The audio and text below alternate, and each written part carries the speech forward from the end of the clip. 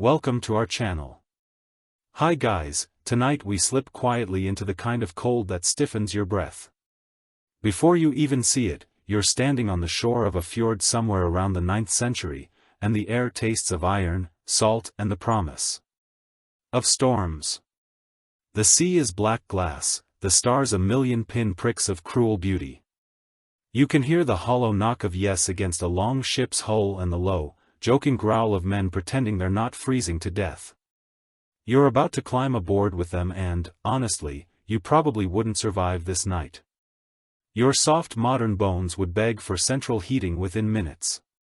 So before you get comfortable, take a moment to like the video and subscribe, but only if you genuinely enjoy what I do here.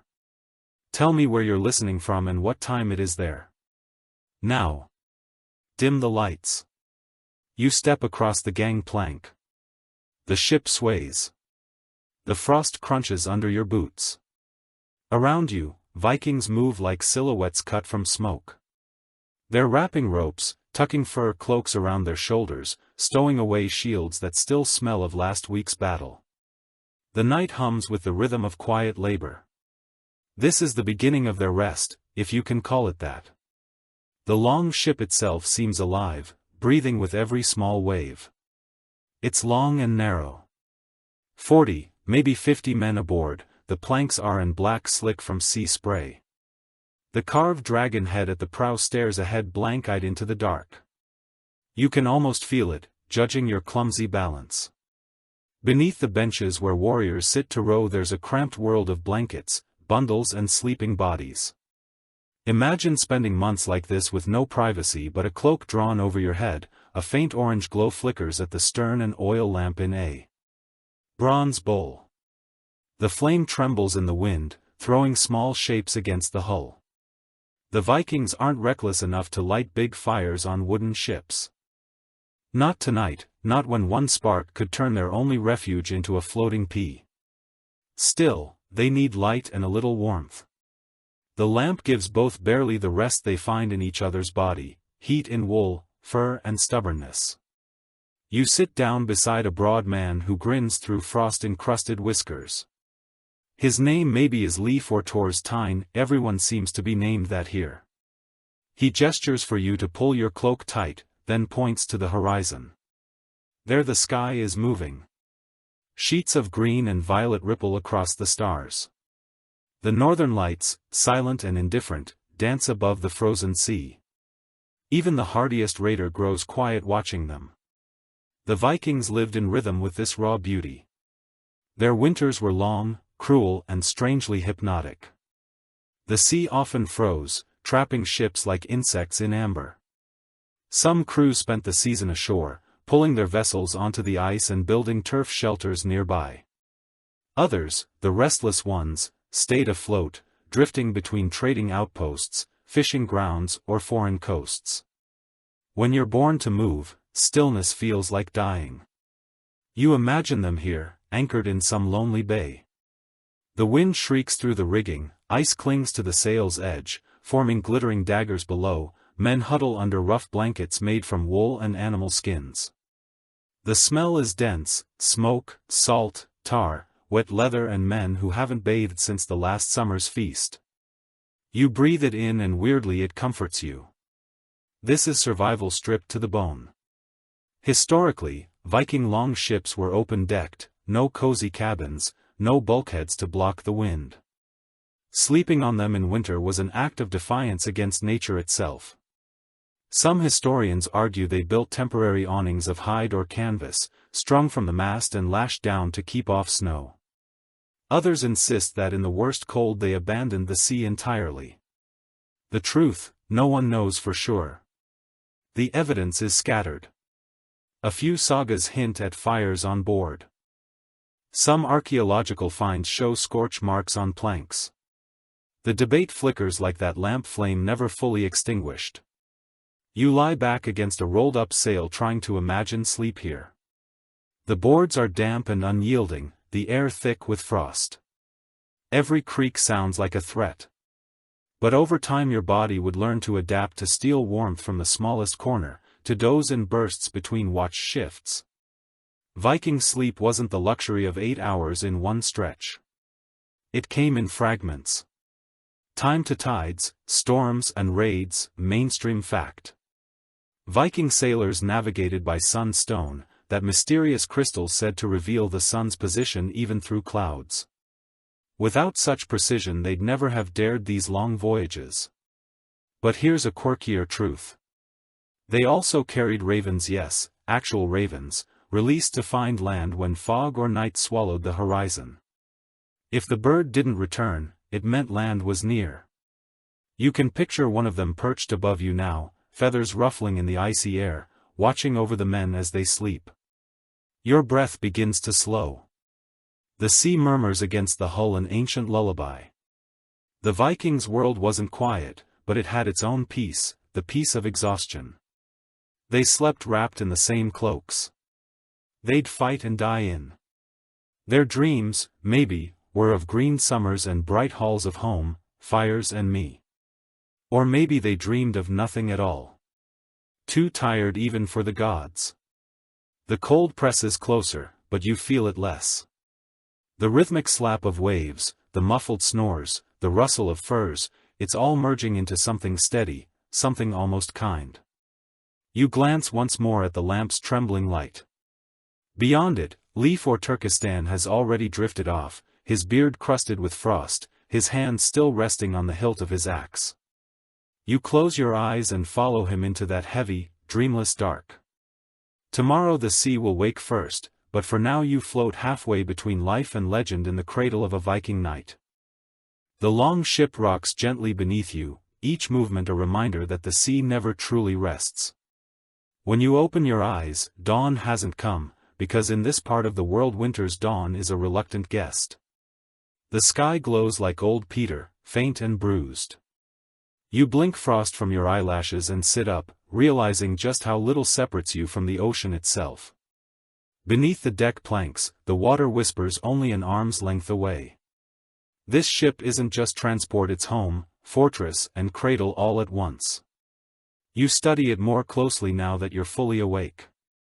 The shape of the hull is like a drawn bow, long and elegant, shallow enough to glide up rivers, yet strong enough to handle open seas.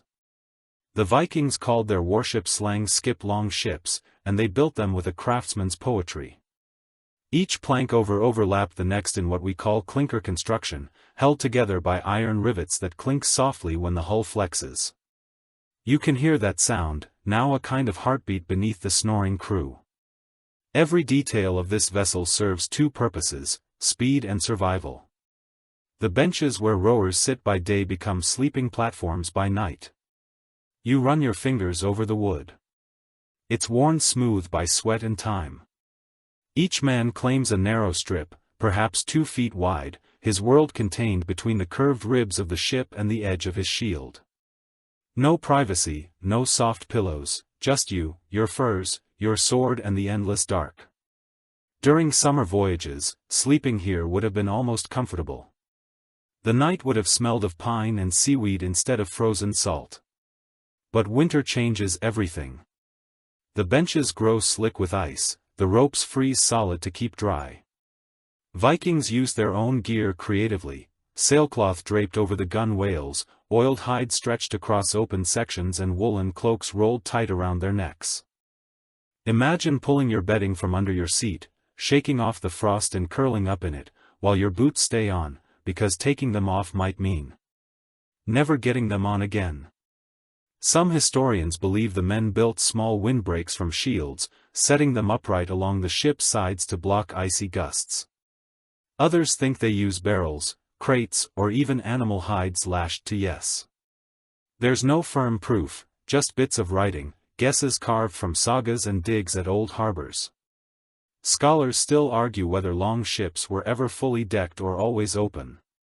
Their planks constantly slick with sea spray.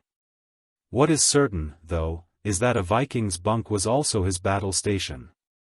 Sleep came where duty allowed, not where comfort invited. It's strange to think of a warship as home, but that's what it was. For months, sometimes years, these men lived afloat. They cooked, ate and slept here. They repaired sails, traded stories and carved runes into the very wood beneath your hand. If you look close enough, you might see faint lines, scratched initials, perhaps a rune for protection, or a crude image of a ship within a ship. The Vikings believed words had power and carving a symbol could guard against misfortune. You can almost hear one of them murmuring a spell as his knife works by torchlight. The ship cars, reminding you it's still alive. There's a rhythm to its sounds, the sigh of ropes, the hiss of shifting frost, the soft slap of water against the hull. It's hypnotic. You realize how this place reshapes the meaning of bedroom: no walls, no doors, just the curve of the boat and the curve of the sky. Even now, with the cold biting your cheeks, there's an intimacy to it. You're sleeping under the same stars that guided them across oceans, mainstream fact. Long ships like this were marvels of design far ahead of their time. Their flexible hulls allowed them to handle rough seas with grace, bending instead of breaking. That innovation made Viking raids possible across Europe, from the rivers of Russia to the coasts of North America. But here's a quirky tidbit. Some sagas claimed the ships could be heard singing in rough weather. It wasn't poetry. The sound came from the planks rubbing together under strain. Imagine drifting off to sleep to that eerie music. Half lullaby, half warning. You glance around at the others. The crew sleeps in loose clusters, wrapped in layers of wool and fur, bodies angled like spoons for warmth. Someone mutters in his dreams, perhaps calling out to a wife he won't see for years. Another man scratches at lice under his tunic, sighing heavily.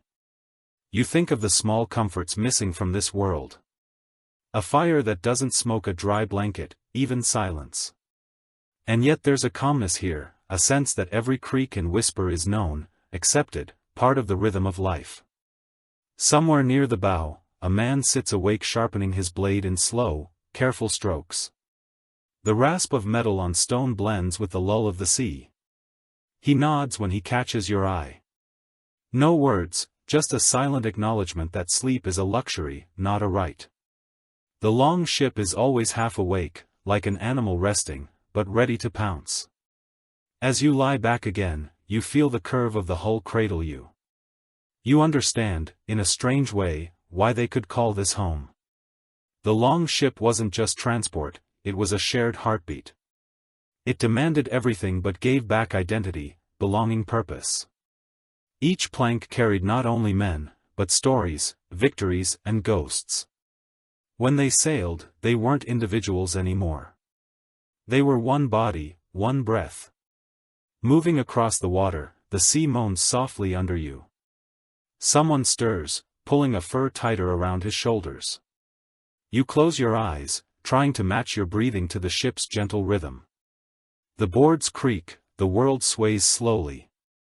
The biting cold fades into the background, replaced by the steady pulse of wood and wave.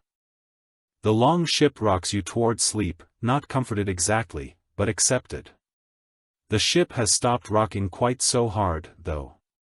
You can still feel the heartbeat of the sea beneath your boots. Morning, if you can call this pale gray glow, morning, seeps over the rim of the fjord. The crew stirs like bears, leaving hibernation, stretching, groaning, shaking out cloaks stiffened by frost. You reach for your own blanket, tracing the weave between your fingers. It's coarse but strangely comforting wool. That's what kept the Vikings alive. You might think of it as itchy and unremarkable, but here it's a miracle material.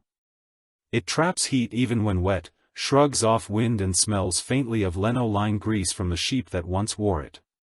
Archaeologists generally agree that every warrior aboard carried at least one thick woolen cloak, often layered with animal pelts, seal, bear, fox, reindeer, whatever the local hunt had offered.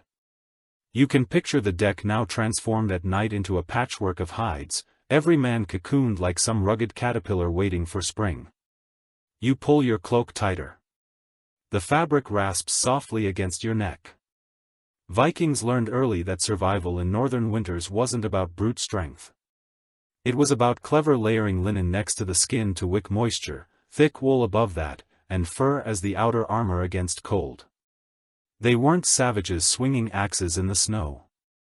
They were engineers of warmth. There's an old sailor's rumor that the best cloaks were made from the wool of black sheep, believed to hold more of the sun's strength.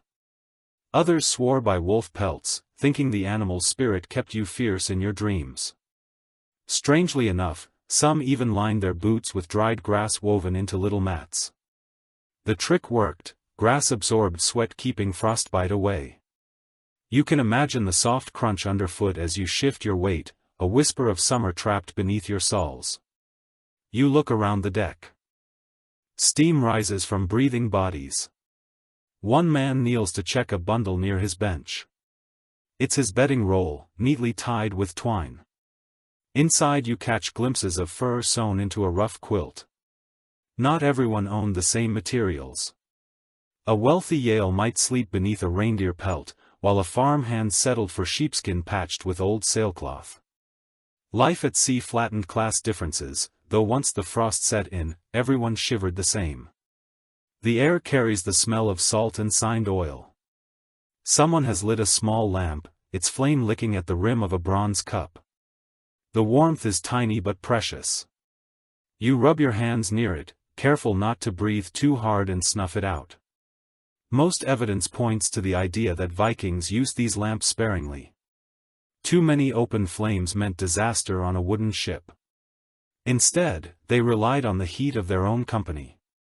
You can feel it now, that dense shared warmth that builds when bodies and breath gather close. It's easy to forget how tactile this world was. Every object had texture, the rough rope fibers under your palm, the slick fur of your hood, the gritty salt caked in your beard. You shift your cloak again and think about the hands that made it. Somewhere months before this voyage, a woman sat by a smoky hearth, spinning wool into yarn, muttering to herself as the spindle danced. Maybe she was his mother, maybe his wife. Her work became his shelter, now stretched over his shoulders as the only barrier between him and the northern night. Some researchers claimed that sleeping wrapped in fur carried spiritual meaning too. To the Norse mind, animals weren't just resources, they were partners. Wearing their skins meant sharing their strength. A bear's pelt lent courage, a wolf's hide brought endurance. Whether that's faith or superstition, who can say? The truth remains hazy, even among experts. But when you feel the weight of fur around you, it's easy to believe a little of the animal lingers. You lie back watching your breath rise in faint clouds, the cold. But the layers do their job. Each fabric, each pelt traps warmth, like memories pressed between pages. You start to drift, but a sound catches your ear, by one of the men humming softly. It's not a song, just a low tone, rhythmic calming. Maybe he's remembering his village, the smell of baking bread, the laughter from a long house feast. For now, though, this ship is his home, his bed, his everything. Interestingly, one unusual custom stood out among seafarers. They sometimes placed small bits of amber in their bed rolls, not for luck, but for scent. Amber, when warmed by body heat, released a faint, ruinous fragrance that masked the smell of wet wool and sweat. You breathe in, and perhaps you catch a ghost of that honeyed note amid the tar and brine. As the day limps forward, frost glitters on the shields stacked along the rail, a few flakes of snow begin to fall, quiet as ash. The Vikings don't rush to move, they stay bundled in their blankets, each man wrapped in his own little world of warmth and dreams. You realize that, beneath all the tales of conquest and blood, their greatest daily victory was simply not freezing. You close your eyes again, the wool scratches your cheek, but gently now, like an old friend. The sea sighs, the crew murmurs in their sleep, and the long ship rocks you once more into the fragile safety of warmth hard-earned. In this small cocoon of fur and faith, you feel the truth of their endurance, their genius, not in glory, but in staying alive. By evening, the air has thickened again, colder, sharper, as if the world itself has drawn in a breath and forgotten how to exhale. You're still aboard the long ship, your cloak pulled close, the water beneath your black as obsidian. The wind carries the scent of pine resin and distant smoke. Someone, somewhere, has lit a fire, but not here, not on this wooden beast that could turn to tinder with one careless spark. You've probably wondered how Vikings kept warm without burning their homes at sea. According to written sagas and ship remains, fire was both ally and enemy. The ships themselves were masterpieces of oak and pine materials that floated beautifully but burned with enthusiasm. Most of the time, Vikings relied on small, contained flames, a simple oil lamp, a bowl carved from soapstone or a lantern shielded by bits of horn. These little pockets of fire gave light more than heat, but in the black belly of the North Sea, that glow meant life. Archaeologists continue to puzzle over how often flames were used aboard. Some believe there were carefully placed hearths made of sand or clay tiles at the ship's center, surrounded by stones to trap warmth.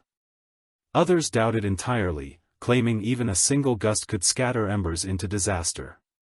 You can picture it, can't you? A lone crewman hunched over a flame, the wind teasing the edges of his beard, every muscle tense. The heat feels wonderful, but the fear of catching the deck on fire is never far away. A curious little detail you might not expect. The Vikings sometimes carried iron pans, called exfat, filled with glowing coals from a previous campfire. They treated those embers like treasure, covering them with ash to keep them alive during the voyage. When night fell, a warrior could lift the lid, blow gently and coax fire back to life. It was portable warmth, a piece of home smuggled into the wild sea. You glance toward the stern, where two men now crouch over one of those bowls. The faint orange light trembles between their faces, illuminating sharp cheekbones and ice-crusted eyebrows. They're talking quietly, their words blending with the whisper of the sea. One feeds the fire with a chip of driftwood and the smell smoky, sweet cuts through the salt. You inch closer, greedy for the warmth that never seems to reach far enough. Most evidence points to the idea that when ships anchored for long rests, the crew sometimes built small fires on shore. Instead hauling their cook pots and embers onto the beach, they'd turn the long ship into a floating barracks while cooking over real flames nearby. On frozen nights, those fires must have glowed like little suns across the dark fjords. You can almost see it, lines of orange sparks dancing in the wind, laughter echoing through the frost, the hiss of meat roasting on skewers. It's easy to romanticize, but remember this was survival on a knife's edge. The smoke stung their eyes, the sparks burned holes in their cloaks. The warmth lasted only as long as the wood did, and wood was heavy. Sometimes they burned scraps of rope or splinters from broke nose. Everything became fuel. In the end, the truth remains hazy, even among experts, about whether fires were allowed on long voyages. Some reconstructed ships, like those tested in Denmark, show scorch marks suggesting controlled hearths might have existed. Others remain spotless, implying strict bans. The contradiction lingers, like the smell of smoke itself, always there, always shifting. You settle by the flickering bowl, your fingers tingling back to life. The light plays across the deck, tracing every knot in the planks, every scar in the men's hands. There's something hypnotic about it. Fire is both ancient and intimate. It binds people together. You think about how these warriors must have felt staring into flames. After a day of rowing through sleep in the glow, their faces soften. They're not raiders or legends, just tired humans chasing warmth. Interestingly, one unusual custom appeared in some Norse regions. When the fire's coals began to die, sailors would spit into the embers before snuffing them out. It wasn't disrespected, it was a sign of gratitude, an offering of breath to thank the flame for its service. You watch now as one man leans forward and does just that, a soft hiss rising as his saliva meets the glowing ash. The others nod satisfied. As the light fades, the world seems to shrink to the size of this small circle of heat. Beyond it, the dark stretches, endless and absolute. You pull your fur tighter, aware of how fragile the boundary is between comfort and chaos. One spark too many, one careless hand and this floating miracle of wood and wool could vanish in an inferno. It's a balance the Vikings lived with, constantly, a quiet truce between warmth and destruction. The lamp sputters once, twice, then steadies around you. The crew begins to settle. Some hum softly, others murmur short prayers to Thor or Word, asking that the wind stay kind. You close your eyes, the red glow painting your eyelids, and listen to the sighs of men easing toward uneasy sleep. The ship cars, the fire pops, and the sea whispers through the gaps in the planks. It's strange, but you start to feel safe in this fragile circle of light, fire, and sea, two opposites holding hands for a night. And as the cold closes in again, you realize that sometimes survival is nothing more than daring to keep a spark alive on a ship made of dreams. Night folds back over the long ship like a heavy cloak, and with it comes a strange sense of intimacy. The sea is calmer now. The slow-breathing creature beneath you, the men, begin to settle in, drawing close under their furs and cloaks, shoulders brushing, laughter softening into murmurs. You realize that here, sleeping is not just rest, it's strategy. Warmth is a shared resource, and trust is the only blanket big enough for everyone. It's well established in Norse history that Viking crews slept in pairs or small clusters to conserve heat. The cold didn't care about pride. Even fierce warriors had to press together, sometimes back to back, sometimes chest to chest. The closeness was practical, not sentimental, though bonds formed in those frozen nights often ran deeper than blood. You can imagine the quiet jokes, the rhythmic breathing, the occasional elbow when someone rolled too far. One curious story tucked in the sagas tells of a crew so tightly knit that their leader, halfway, insisted they all sleep touching at least one other person's shoulder. So no man drifts alone into hell's cold halls. It sounds poetic, but maybe it was also superstition, the belief that body heat wasn't just physical warmth but a protection for the soul. When the darkness stretched for months, any ritual could become faith. As you watch them now, the crew moves like a single organism preparing for hibernation. Bed rolls unfurl across the benches. Shields earlier hung along the rails are propped to block the wind. The men shuffle closer, forming loose chains of warmth. The air hums with low voices, half teasing, half prayer. Someone mutters about the frost that crept into his boots last night. Another replies with a joke that earns a few sleepy chuckles. You find yourself smiling, though your jaw feels stiff from cold. There's a quiet dignity in this shared surrender. These are men trained to fight, raid, and kill. Yet here they lie, vulnerable, tangled in the same furs, breathing the same stale air. It's the kind of closeness that only hardship can forge, bonds of survival. When daylight comes, and it will eventually, these same men will row, fight and bleed for one another, but for now, their loyalty is expressed in the simple act of keeping each other warm. Archaeologists generally agree that Viking crews developed remarkable teamwork, not just in battle but in how they lived. The long ship demanded cooperation. Every oar stroke had to match the others. Every repair required multiple hands. Even in sleep they learned synchronization, the rhythm of shared exhaustion. It's no wonder that their sagas speak so often of brotherhood, a word that meant more than family. A small but surprising truth from Norse accounts: some crews, when far from home, made symbolic pacts. Before sleeping, they would clasp hands, then rest their joined fists under their heads, a gesture meant to ensure no betrayal could reach them. In dreams, you picture it now, rough palms pressed together, calloused fingers gripping tight, a silent promise carried into slumber. You shift slightly and hear the creak of the planks beneath. One man beside you snores softly, a deep, rumbling sound that might be comforting if it weren't so close to your ear.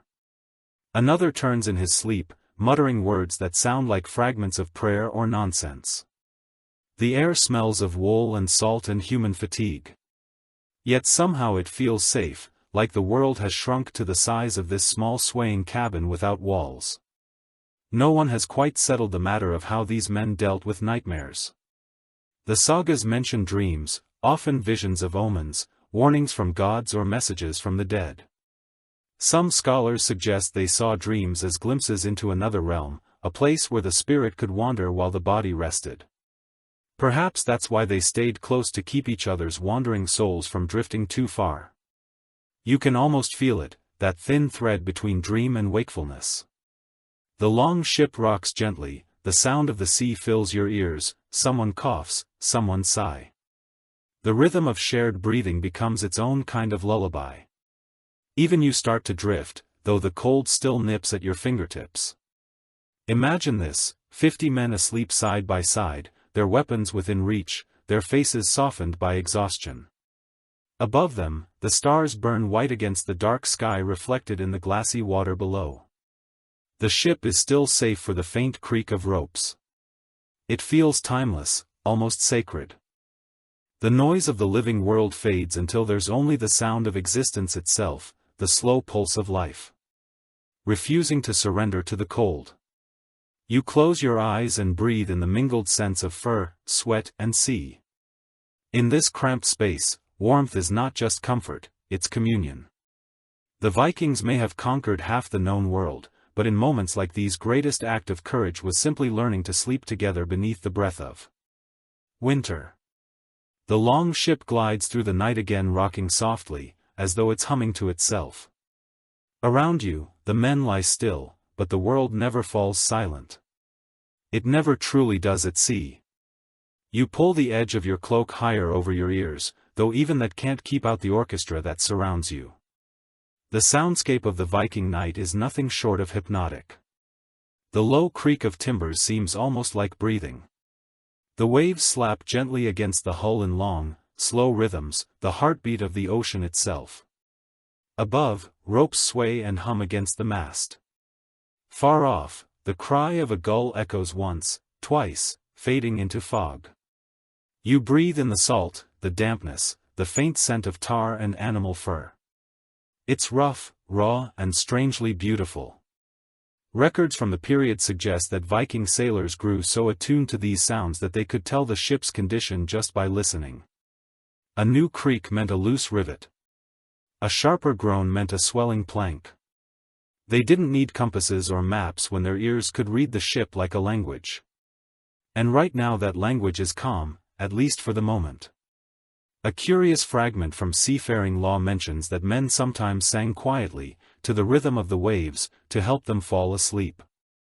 Not loud chants or sagas, but low hums, just enough to merge with the roll of the sea. You can imagine it, a deep, steady drone threading through the darkness, one voice joining another until the ship seems to hum along. The sound would have lulled even the most restless hearts. There's an odd comfort in realizing that everything here makes noise, the ship, the sea, even the sleepers. One man snores, in short bursts like a saw cutting through pine. Another breathes with a faint whistle, his nose half frozen. Someone shifts, armor clinking faintly, and beneath it all, the ocean's rhythm persists, indifferent and eternal. Some researchers argue that this constant noise could have been both soothing and maddening. Without walls to block sound, every cough, every word, every splash reached everyone's ears. Privacy didn't exist, yet maybe that was part of the magic. No one was ever alone. The long ship was a single body, and each creak or snore was another heartbeat keeping it alive. You look toward the bow where the watchman stands, silhouetted against the gray horizon. He stamps his feet, muttering a curse at the cold. The wind catches the sound and carries it back to you, reshaped into a sigh. He's not the only one awake. Sleep comes in shifts here. Some men drift off for an hour or two, then take their turn keeping watch. You wonder what it feels like standing guard over a ship full of sleeping warriors, knowing that silence could mean danger or peace. A peculiar little fact hides in old seafarer diaries. Some Vikings stuffed bits of moss or wool into their ears during storms to muffle the sound of howling wind. They called it sailors' silence. It wasn't perfect, but it gave their minds a thin layer of calm. You consider doing the same, though you'd miss the strange lullaby of the waves. The scholarly tide keeps shifting around the mystery of how they endured months of this sensory assault. Some think their minds adapted, turning the chaos into rhythm. Others believe exhaustion simply dulled the edges. Whatever the truth, it's certain that the sound of the sea became their most faithful companion, sometimes soothing, sometimes terrifying, but always there. The cold tightens again. Frost creeps up the edges of the ship like lace work. Someone groans softly in his sleep. You glance upward. The sail above you is furled and crusted with ice, the rope stiff as bone. Yet the ship sways with quiet confidence, slicing through the darkness like a thought half-formed. You take a slow breath and let your senses drift. The salt on your tongue, the smell of wet timber, the hiss of waves, all of it merges until you can't tell where you end and the sea begins. The long ship has its own voice, low and endless, and it's been singing the same song for centuries. Folklore adds a strange flourish here. It's said that the souls of lost sailors whispered through the rigging on stormy nights. Some claimed to hear their names, carried by the wind, others swore the masts groaned in the language of the dead. Maybe it was just the wind twisting through ropes, but when the night is this quiet, even you might start to believe it. You close your eyes. The noises become softer, now less like chaos and more like breathing. The creak of wood fades into rhythm with your heartbeat. The world narrows to sound and sensation, and for a moment you understand why the Vikings endured this life. To them, the ocean wasn't a barrier, it was a lullaby, the sound of the world itself whispering them to sleep. When morning finally arrives, it doesn't burst over the horizon so much as seep through the clouds like weak tea. The light is dull and silvery, reflecting off patches of thin ice floating around the ship. The men stir slowly, their movements heavy with fatigue. You can hear the low clatter of wooden bowls and the creak of leather pouches opening breakfast or what passes for it begins. Most evidence points to the idea that Vikings ate sparingly during winter voyages. Food had to last and fires were risky aboard, so they relied on meals that could be stored for months: salted fish, smoked meat, dried fruit, hard bread. The smell wafting now through the morning air is both savory and sharp, dried cod being softened with seawater in a small pot set over a shield filled with coals. It's not gourmet fare, but it's warm, and that matters more than taste. A curious little detail recorded in Norse accounts tells us that some crews seasoned their food with seaweed or crushed juniper berries. The seaweed added minerals. The juniper masked the taste of rot. You imagine the flavor, a smoky bitterness, slightly resinous, the kind of thing that clings to your tongue for hours. Yet here, with the wind biting and hunger, knowing even that tastes like comfort, you take a sip of thin barley broth passed down the line in a shared cup. It's lukewarm, thick with salt and faintly sour. Your stomach accepts it eagerly. Around you, the men eat, with quick, efficient movements, wasting nothing. A few chew dried apples, the leathery texture pulling at their teeth. One man cracks a lump of frozen butter with his knife, shaving it onto a crust of bread so hard he must soak it first in broth. There's no conversation, just the rhythm of eating, swallowing, sighing. Archaeologists generally agree that this sort of meal wasn't just sustenance, it was ritual eating. Together anchored the crew. The act reminded them of home, of longhouse tables and family gatherings. Even at sea, far from any hearth, they mimicked that circle of community. The bowls passed from hand to hand. Each man took his share, never more, never less. That balance of fairness, of survival was sacred. Some researchers claim that Vikings preferred to eat before sleep rather than after waking. The warmth of digestion, they said, helped ward off the chill of night. Whether that's folklore or science, no one can say for certain, but it makes sense. You can imagine them huddled after dusk, bellies full of stew and mead, feeling the glow spread through their limbs before curling into their furs. Interestingly, one unusual custom stood out: in winter voyages, crews often carried small wooden boxes filled with herbs, angelica, yarrow, thyme. They chewed the leaves not only for flavor but to freshen the air between them. On long nights when bodies steamed under layers of wool, that faint herbal scent must have been a blessing. You can almost smell it now, a ghost of green clinging to the cold. The man beside you, gray-bearded and slow-moving, finishes his fish and carefully folds the linen that served as his napkin. Then he says a single word under his breath, maybe a name, maybe a prayer, and tucks the cloth away. Little gestures like that reveal so much gratitude, habit, superstition, all tangled together. Out here, every meal could be your last, so even a scrap of food demanded reverence.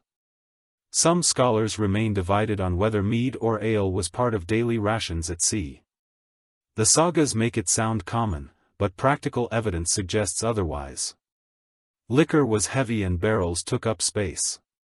Most likely it was reserved for special nights or good omens. Imagine that rare warmth, the taste of honey drink spreading through your body while snow drifts across the deck. Just one gulp and the world feels almost kind again. You glance around at the empty bowls. The men begin to settle back into routine, cleaning their eating gear with rags, rewrapping provisions. A few adjust their cloaks, preparing to row if the wind turns favorable. Others lie back faces toward the faint sun, soaking up what little light the world offers. The ship feels almost peaceful now, heavy with full stomachs and quiet gratitude. According to the findings of maritime historians, the discipline of mealtimes mirrored military precision. The helmsman, or captain, determined when food was shared and everyone obeyed. It wasn't about authority, it was about survival. If one man hoarded food or wasted rations, the entire crew paid the price. That silent understanding kept order better than any threat.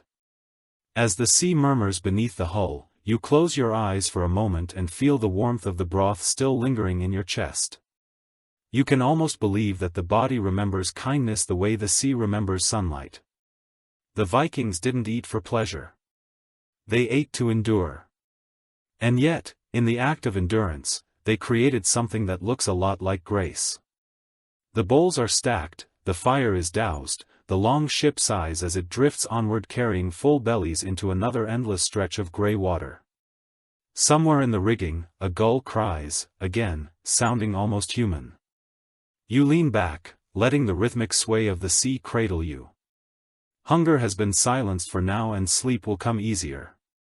Night returns, soft and starless, and you begin to understand why the Vikings saw the world as a place balanced between dream and waking. The ship is quiet again, only the faintest hiss of the sea remains, and you can feel exhaustion curling around everyone like fog. One by one, the men slip into sleep and their minds drift toward a realm as real to them as the ocean itself. According to written sagas and oral traditions, the Norse viewed dreams not as idle fantasy but as messages from the unseen. To sleep was to open a door between Midgard, the human world, and the realms beyond. The gods might whisper warnings, ancestors might appear with advice, or strange beasts might reveal the outcome of battles yet to come. In this world, dreams weren't passive. They were voyages of their own. A small but striking account from the Angling saga describes a warrior who swore he had dreamed of Odin himself handing him a golden spear promising victory. At dawn the next morning he was struck down before the first blow. The men retold his dream for years, not as tragedy but as proof that the gods had claimed him with honor. You can imagine how stories like that haunted sleeping minds on cold decks, how every flicker of dream light might feel like a divine touch. The men around you sleep restlessly, murmuring. One tosses, muttering something about fire. Another breathes out a name, maybe a child's, maybe a god, it's hard to tell. The air feels charged, as if invisible threads hum between these dreaming bodies. You listen, half awake and feel something eerie, the sense that every breath here belongs to more than one world. What we firmly know is that Vikings often interpreted dreams collectively. When morning came, they would share their visions, discuss omens and decide if the gods approved of their path. A dream of a wolf might mean an ambush.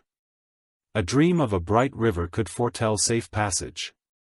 These interpretations weren't superstition. To them, they were navigation by spirit as valid as the sunstone or the raven.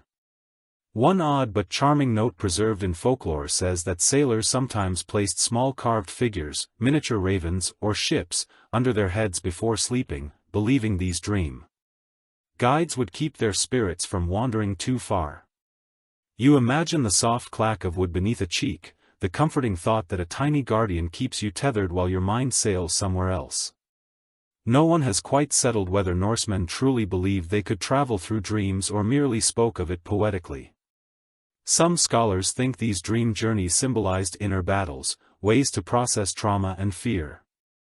Others argue they were literal experiences in a culture where magic and faith blurred seamlessly with life.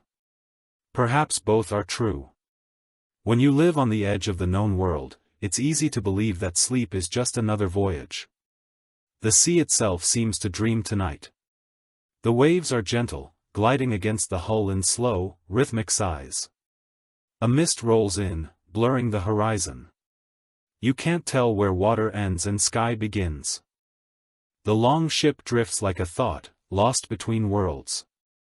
You lie back, the wood cool beneath your spine, and feel your own eyes grow heavy.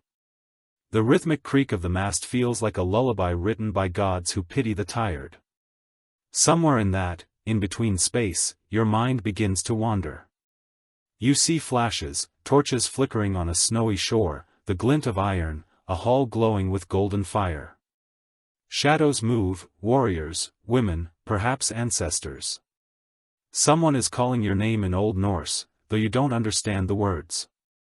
For a moment you think you can smell smoke, hear laughter, and feel warmth far greater than the tiny oil lamp still flickering nearby.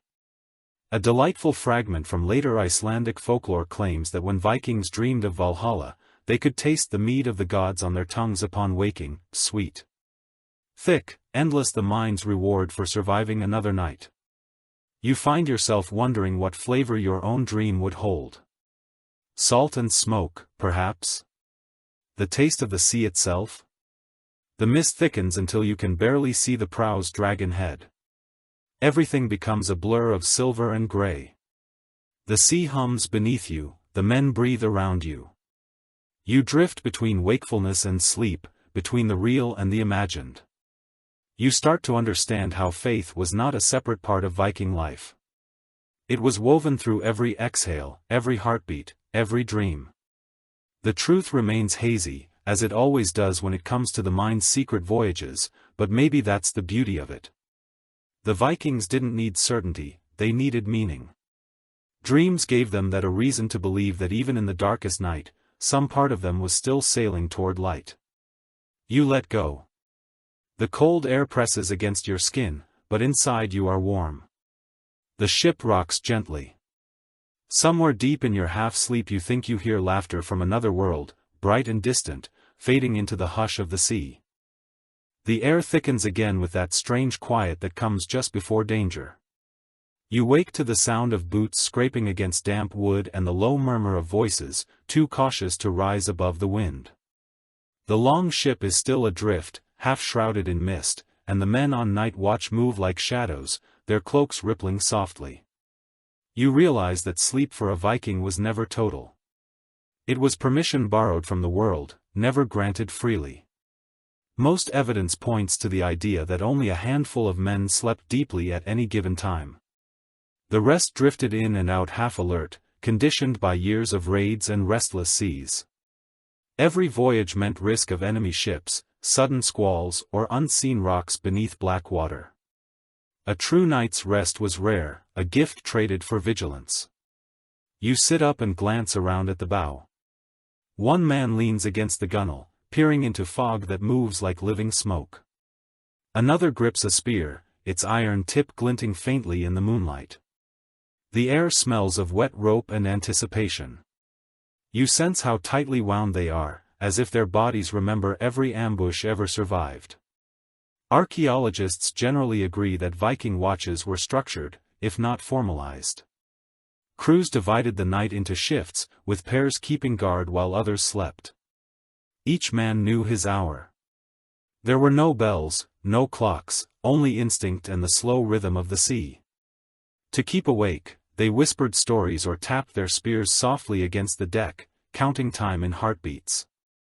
A small, surprising note from Norse folklore describes how watchmen sometimes muttered charms to see through fog. One phrase roughly translates to "Eyes of Odin, lend me your sight." Whether it was prayer habit or just something to do against fear, no one can say. But as you watch the guard at the bow mouth the words silently, it feels like faith enough to hold back the dark. Some researchers believe these night vigils forged an almost supernatural alertness.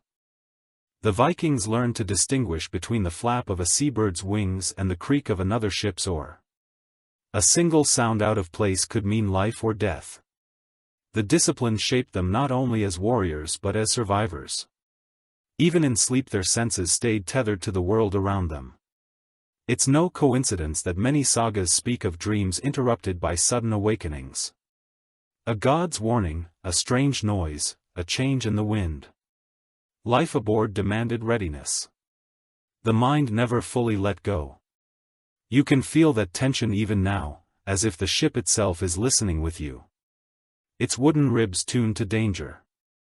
Somewhere after a whisper stirs, two men argue quietly. You catch fragments. Too quiet, fog too thick. The first insists it's nothing. The second touches the hilt of his knife, just in case they both fall silent again. Eyes on the gray curtain ahead, the sea gurgles softly around the hull, deceptive in its calm. Interestingly, one unusual tactic mentioned in medieval sources involves tossing a small log or torch into the water to test for movement. If the drift was fast, the ship was still at mercy of the current. If it barely moved, they were grounded. You see a flash of orange. Now, as a man lowers a torch close to the waves, the light bounces, flickers, then fades. The ship is drifting, but slowly, safe enough. Still, sleep comes in cautious fragments. The men on watch take turns, warming their hands near a small covered lamp, the same one from earlier nights. They sip water, stretch their backs and exchange quiet nods. No words of complaint, no talk of fear, just silent endurance. That, perhaps, is the real definition of courage. Scholars remain divided on how they managed exhaustion. Some argue they adapted to micro-sleep cycles, resting in minutes rather than hours. Others think sheer fatigue forced the body to function beyond its limits. Either way, the result was the same, men able to wake instantly, weapons in hand, ready to fight within breaths of dreaming. You can imagine that moment, eyes snapping open, breath steaming, the brain already calculating angles of attack before full consciousness returns. The Vikings didn't just rest on their ships, they trained themselves to be part of them, alive to every tremor. It wasn't paranoia, it was instinct refined by endless danger. The fog thickens until even the dragon head at the prow disappears. The watchmen stand motionless, every muscle taut. Somewhere far off, something splashes, maybe a seal, maybe something else. The men freeze listening. The silence stretches taut as rope, until the splash comes again, softer now, and vanishes into distance. They relax by degrees, shoulders dropping the breath they were holding, leaving in long white streams. You exhale too. The sound of your breath feels loud in your own ears. One of the guards glances back at you, eyes glinting beneath his hood. He doesn't speak, but the look says everything. Stay quiet, stay ready, stay alive. Then he turns back to the horizon, watching the sea like it might watch him back. You lie down again, though you know you won't sleep deeply. The creak of the hull, the whisper of wind, the faint hiss of water, they're too alive, too full of meaning. But somehow the fear becomes almost soothing. It's a rhythm you can trust. You're part of the Longship's pulse. Now, half dream, half vigilance. As the night drags on, the mist thins just enough to reveal a pale sliver of moon. The men keep their watch, the others breathe steadily, and the ship glides onward, small and defiant in the infinite dark. For all their ferocity, you realize the Vikings' greatest power might have been this, the ability to rest in danger without surrendering to it. The fog finally breaks with a shiver of wind that feels almost alive. You wake to a low groan from the timbers and a chorus of sighs from men who know what that sound means. The sea has changed overnight. The edges of the long ship have begun to crust with a film of ice, glittering pale blue under the thin winter light. The water no longer slaps against the hull. It whispers, sluggish and heavy, as though thickening into glass. Archaeologists generally agree that winter voyages this far north were rare, yet not impossible. Some long ships became trapped in bays or estuaries when the temperature dropped too quickly to escape. When that happened, the crew didn't abandon their vessel. They turned it into a fortress. You can almost see it happening now, men moving methodically, knocking frost from ropes, covering the sail with red cloth, anchoring the ship in the forming ice like a hibernating creature. A curious detail recorded in later sagas tells of captains who carried axes made specifically for ice breaking, not weapons tools. Each morning the crew would rise and hack a ring of water around the ship to prevent the hull from locking too tight. The rhythmic strikes must have echoed across the frozen fjord like a drum beat announcing endurance. You climb to your feet and feel the world tilt slightly beneath you. The ice moans as it shifts, stretching across the bay in thin sheets that glitter like polished steel. Breath clouds the air in white ghosts. A few men are already at work scraping frost from the planks. Their fingers roar and red. The sound of steel on wood is sharp but steady. No one complains. The rhythm itself is reassurance. Most evidence points to the idea that when the sea turned to ice, the ship became both shelter and prison. The crew couldn't sail, couldn't hunt at sea and rarely dared the inland wilds where wolves and worse waited. So they lived in place, rationing food, building makeshift covers of sailcloth and furs, even stacking snow along the hull sides to insulate against wind. You glance at the small drifts forming, now white mounds pressed against black wood. It looks strange and beautiful, like the sea has tried to swallow the ship and changed its mind halfway through. Some historians believe these frozen months tested Viking spirit more than any battle. The days grew short, the nights endless. The sun hovered weakly for hours before surrendering to darkness. Men told stories to pass the time, sharpened blades, repaired gear and sometimes carved tiny figures from bits of bone or driftwood. These were not idle amusements. They were proof of life continuing in defiance of cold. Interestingly, one unusual adaptation described in Greenlandic tales involves using whale oil, as insulation crews who traded in Arctic waters learned to smear it on their boots and shields to repel frost. The smell must have been unbearable, a mixture of salt and rot. But the effect was real. You wrinkle your nose just imagining it. Yet in that world, practicality always trumped comfort. The truth remains blurred among experts about how long crews could survive encased in ice. Some say a few weeks, before they risked starvation. Others suggest months, depending on supplies. Excavations of coastal camps hint that ships were sometimes abandoned altogether, left to freeze solid while the men built huts nearby. It's hard to picture them leaving behind something so sacred. Yet perhaps survival demanded it. You glance across the deck. Frost crystals lace every surface, yes, ropes, even the edges of sleeping furs. When the men exhale, the moisture freezes instantly, clinging like glittering feathers to their beards. They move slower now, their breath shallow, conserving strength. But there's no despair here, only endurance, that old companion of the north. One man begins to hum a slow tune, deep and rough, the kind that rolls like distant thunder. Another joins in. The sound grows until it fills the still air, vibrating softly against the ice. It isn't a song of joy, it's a chant of defiance, a reminder to the world that they are still alive. You feel it in your chest, a faint warmth blooming against the cold. A peculiar note from ship burial suggests that when a crew was trapped for too long and a man died, they often buried him in the ice itself, marking the spot with his shield. It wasn't just practicality, it was a way of returning him to the sea. The next Thor would carry him away, body and ship reunited in motion. Once more, you look out over the frozen expanse and imagine those shields glinting beneath layers of frost, silent memorials to endurance. The day fades slowly. The light never brightens fully. It just changes shade from gray to blue.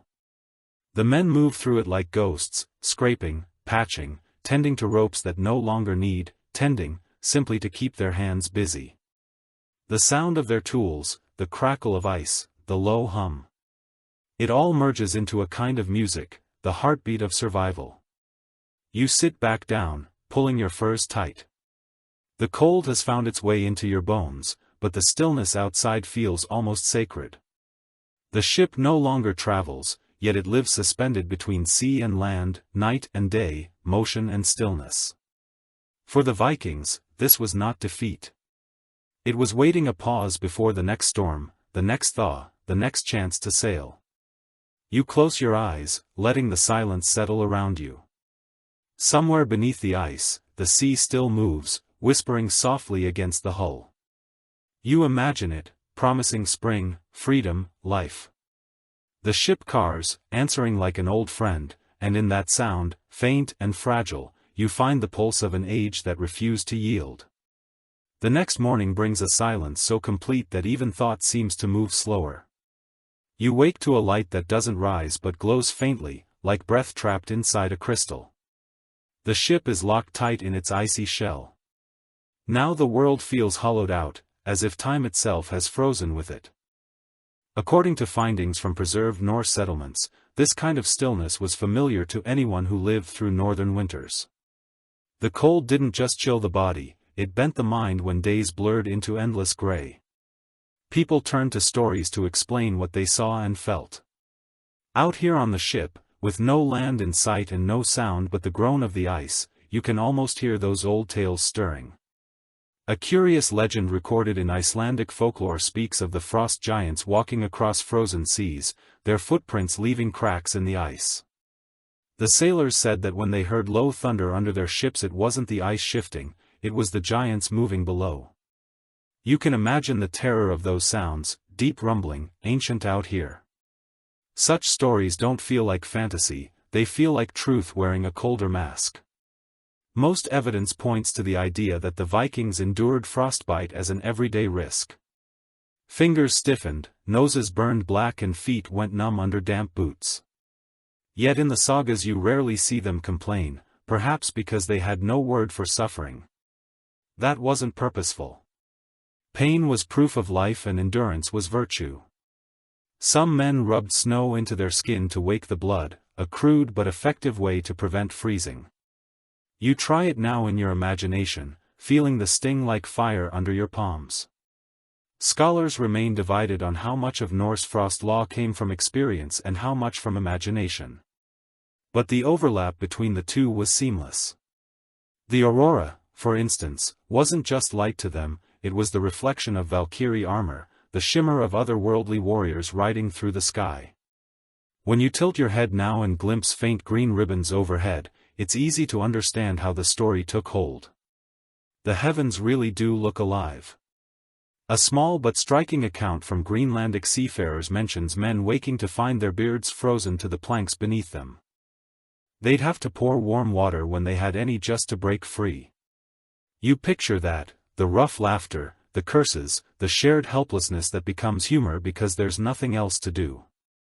Even misery becomes a form of bonding. The crew around you moves slowly, conserving energy. They chew frozen strips of fish, pass around a small flask of mead and rub their hands together over a lamp whose flame quivers like a heartbeat. The smell of oil and smoke hangs heavy in the air. The man nearest you, his face, red with windburn, grins through cracked lips and points to the frost climbing up the rigging. The sea's growing teeth, he says in a rough accent. It's half joke, half warning. Historians have found that sailors in the far north sometimes told stories of ghostly lights dancing just above the ice, pale shapes they called Tuffin's raven lights. Some thought they were souls of drowned men. Others believed they were messengers from the gods. Modern science would call them reflections of ionized air. But science has no poetry. To these men, the world was alive and listening. One peculiar discovery from a burial site near Trondheim revealed amulets shaped like tiny suns, likely worn as charms against the darkness. Some think they symbolized Boulder, the god of light. Others suggest they were practical symbols of summer, carried to remind men that warmth would return. You look around the deck and imagine each man with his own small charm hidden under his tunic, a quiet rebellion against despair. The hours crawl, the cold deepens until even breath feels heavy. The sea beneath the ice groans a low vibration that travels up through the planks into your bones. It sounds like the earth itself is dreaming. The crew listens without fear. They've heard it all before. Some start murmuring softly, not in prayer exactly, but in rhythm with the sound, a hum, low and steady, as though singing back to the frozen world. Strangely enough, these long silences and superstitions may have given birth to some of the Vikings' most haunting myths. When everything around you becomes still enough to hear your own heartbeat, imagination takes over the frost giants, the lights of Valhalla, the whispering dead. All of it becomes not just belief but necessity. Stories keep the mind from freezing. Even when the body begins to fail, you pull your fur tighter. The cold bites through it easily, now sharper than before. Yet inside, something steadier has taken root, a kind of awe. You realize that survival here wasn't just about strength. It was about imagination, about finding warmth in the stories told between breaths. Every myth was a spark, every belief a fire that refused to die. The Longship sits motionless, half buried in snow, but the men aboard it are still alive, still listening. Somewhere above the aurora flickers again, green and gold against the black. You tilt your head and let your breath fog the air, half expecting to see shapes forming in the mist, giants, ravens, warriors. Nothing appears, and yet everything feels near. The ice groans once more, low and deep. You close your eyes hearing it as the heartbeat of the world, and fall back into uneasy sleep. When you wake again, the light filtering through the mist feels different, warmer somehow, though the air is still bitter cold. The rhythm of the ship has changed too. You hear voices higher and softer than the usual gravel tones of the crew. For a moment you think you're still dreaming until you see them, women aboard the Longship. Their presence bends the mood of the deck the way sunlight bends through smoke. Gentle, unexpected but impossible to ignore. It's well established in Norse history that women occasionally joined sea voyages. Some were merchants or healers, others were wives accompanying their husbands on long expeditions. And then there were the shield maidens, those rare warriors who defied expectation and fought alongside men. Whether their numbers were legend or truth, evidence suggests that at least a few did exist. The sagas tell of them in hushed admiration, as if bravery itself could take any shape it wished. You watch one now. Her hair braided close to her head, her cloak clasped with a bronze brooch shaped like a serpent. She moves easily across the deck handing a piece of bread to a man who's been coughing through the night. He mutters his thanks without looking up, as though still unsure if her kindness is real. She smiles faintly, then checks the bindings on a nearby crate. The motion brisk, capable and entirely practical. A lesser-known detail from recovered artifacts suggests that women aboard Longships often oversaw provisions. They measured out grain, salted fish, tended wounds and managed the balance between hunger and hope. Their skill could mean the difference between life and starvation. You imagine the quiet authority that must have carried, the kind that doesn't need shouting to be obeyed. Some researchers believe that when women joined the crew, even temporarily, the sleeping arrangements changed. Privacy became a form of courtesy. Men pulled their furs tighter, kept their jokes quieter. Perhaps they even slept more soundly, soothed by a gentler presence amid the brutal rhythm of sea life. No one has proven this, of course. The truth, like the fog over the fjord, remains elusive. One curious story from the saga of Survor tells of a warrior woman who slept with her sword across her chest, the blade wrapped in cloth so it wouldn't freeze. The men feared to disturb her. They said she dreamed of her father's ghost guarding her through the night. It's a haunting image, strength and grief sharing one heartbeat under a fur blanket. You think of her now, somewhere in another ship, somewhere in another century, staring up at the same indifferent stars. The woman near you hums softly as she works, a tune that sounds both ancient and comforting. The men seem to relax at its sound, their movement slower, less frantic. You sense how fragile morale can be in places like this. One voice, one song, one bit of warmth can steady an entire crew. The ship feels lighter somehow, as though its burden has shifted from endurance to companionship. A curious little fact tucked into Norse household archaeology reveals that spinning tools, used to twist wool into thread, have been found in ship burials alongside weapons.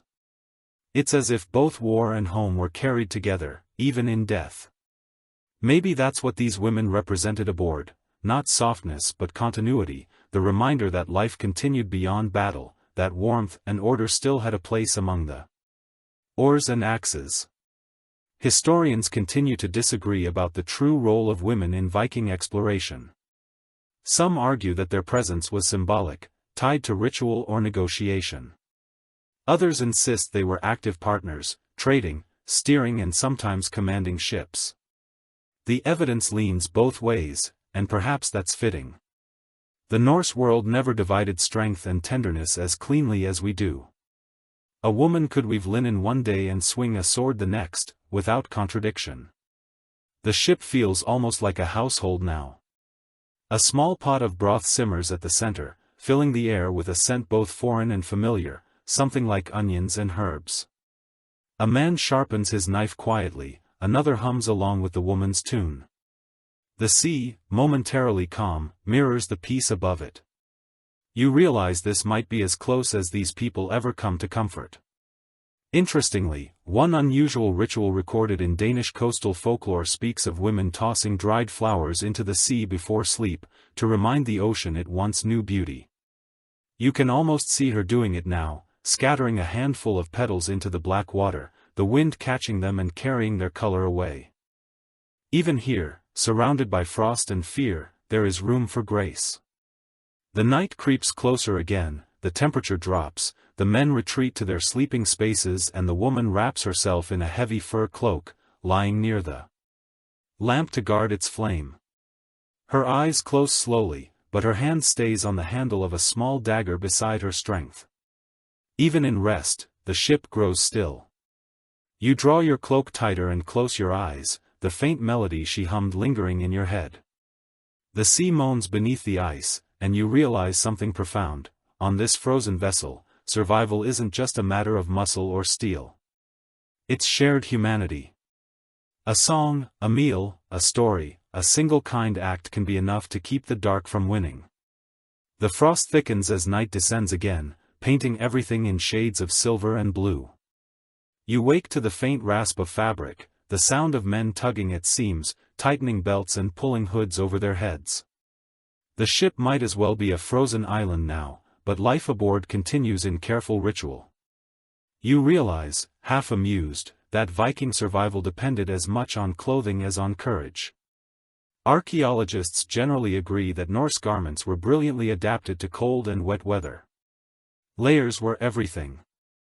The first was linen, smooth and breathable, the kind that dried quickly near a fire. Over that came heavy wool tunics, dense, water-resistant and warm even when soaked. Then cloaks everywhere, fastened with ornate brooches that doubled as status symbols. A chieftain's clasp might shine in bronze or silver, while a farmer's was carved from bone. Yet both men relied on the same essential truth: fabric was armor against the elements. A curious fragment found in a Viking burial mound showed bits of rabbit fur sewn into the lining of a hood. Perhaps decorative, perhaps purely practical? Either way, you can imagine the comfort of that softness against frostbitten skin. The sensation must have felt like mercy. The surrounding men now are wrapped head to toe. Their clothing smells of lino-line and smoke, the scent of survival itself. You pull your own cloak tighter, feeling its weight like a second skin. It's coarse, scratchy, but its warmth seeps deep into you, turning cold into something manageable. Some researchers claim the Vikings treated their garments like living things. They mended them constantly, whispered oaths over them before voyages, even blessed the thread before sewing. The sagas mentioned seamstresses as vital members of any household, women whose hands wo life into wool. Every stitch, in a sense, carried a prayer for safe return. You can almost see it, the flicker of fire, light on a spindle, the soft murmur of a voice saying, "Stay warm, come home." Interestingly, one unusual discovery from a Norwegian glacial revealed fragments of felted wool shaped like shoe liners. They were padded with moss for insulation, layered with woven grass to absorb moisture. It's a kind of genius born from necessity. The original winter boot insert, centuries before science gave it a name. You imagine slipping your feet into such a thing. The relief immediate, the cold, momentarily forgotten. Historians continue to discuss whether fur-lined cloaks were reserved for elites or worn by everyone during the harshest months. Evidence from graves suggests both. Perhaps the difference lay not in what material you had, but how well you used it. A poor man who understood layering could outlast a noble too proud to wear fox skin over wool. Pride doesn't warm fingers. Practicality. Do you look at the crew and notice the variations? One man's cloak gleams faintly where oil has been rubbed into the fabric, a trick to repel water. Another has braided bits of leather along his sleeves, reinforcing them against tearing during work. A third wears a cap that looks oddly modern, tight around the head and tied under the chin. Fashion, it seems, was born from freezing nights like this. A small but fascinating note from Norse poetry describes how warriors took pride in their clothing, even in hardship. One verse from an old skaldic song boasts, "My cloak is torn, but my heart is whole." It's both defiance and comfort, proof that dignity can survive the cold. You can almost hear someone whispering that now, half joking, as he shakes snow from his shoulders. The ship cars as the men settle down, each wrapping themselves in their layers like cocoons. The woman from the previous night sits near the lamp, again sewing something, her needle glinting faintly. She pauses now and then to blow on her fingers, warming them before continuing. You realize how much life depends on these small, repetitive acts. Every stitch, every patch, every pulled thread is a declaration that they refuse to give in. Some scholars remain divided on whether bright colors were common among seafarers or reserved for ceremonies. Yet textile analysis shows traces of made red, indigo, blue, and golden dye even in everyday garments. So perhaps the Vikings carried color with them, deliberately, a rebellion against monotony, a reminder of sun and soil and summer. You can see a man now, his tunic faintly red beneath the grime, the hue dulled, but not gone. It's a silent promise, warmth will return. You pull the hood tighter around your face and lie back listening to the murmur of wool against wood. The sound is soft, rhythmic, like waves slowed by ice. Around you, bodies shift, fabric rustles, and for a moment you feel as if you're lying inside a great, breathing creature made of cloth and determination. There's a lesson here, one the Vikings understood instinctively: survival isn't only about fire and food. It's about comfort where none should exist. It's about turning fabric into fortress thread, into hope. The lamp flickers once, and you catch the shimmer of frost sparkling on every seam, each tiny glint, proof that someone cared enough to mend, to plan to live another night. You close your eyes, cocooned in the scratchy warmth of wool and fur, and feel sleep steal over you like the softest of blessings. The night deepens until it's impossible to tell where sea ends and sky begins. The world has narrowed to the creak of the long ship, the muffled breathing of the crew, and the steady rhythm of work that never truly stops. Even in a sleep, the Vikings remain restless. A ship is a living thing, and living things require care, even at midnight, even when the cold claws through every plank. According to written sagas and archaeological evidence, maintenance was constant. Leaks had to be sealed, ropes retied, sails checked for ice. A long ship could not forgive neglect. You watch now as two men, blur-eyed and swaying with fatigue, crouch beside a gap in the hull where frost has warped a plank. One holds a torch while the other smears tar heated in a small iron pot. The smell is sharp and heavy, filling the air with smoke that stings your eyes. A curious detail from maritime reconstructions tells us that Norse sailors made tar from pine wood, burning it slowly in clay pits until it dripped out thick and black. They called it there, and it was worth almost as much as iron. On nights like this, it was lifeblood, the substance that kept the sea from claiming them. The men work in silence, fingers trembling, breath fogging. The tar hisses faintly as it meets the frozen wood, sealing the crack like a scab over a wound. One man mutters something under his breath, perhaps a prayer, perhaps a curse, you can't tell which, but both are appropriate. In the Norse world, gods were not distant. They were companions to toil. A sailor might call on Thor for strength or word for calm seas, or he might simply grumble an oath that served as both invocation and release. Language here is practical magic. Historians remain divided on whether longships carried dedicated craftsmen or if every man was expected to repair his own station. The sagas hint at both possibilities.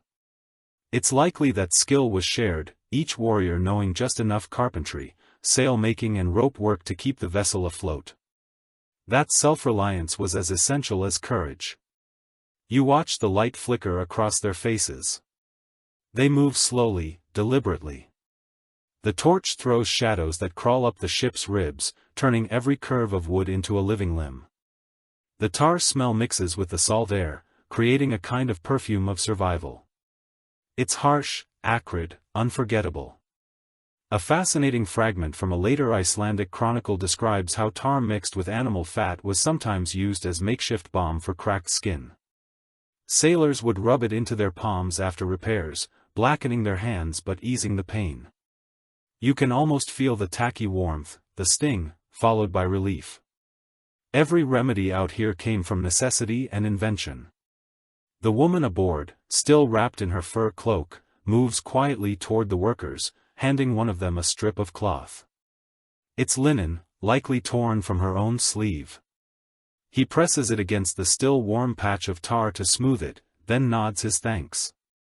She retreats again to the lamp's soft glow, her face unreadable, the ship's size shifting slightly, as if in gratitude.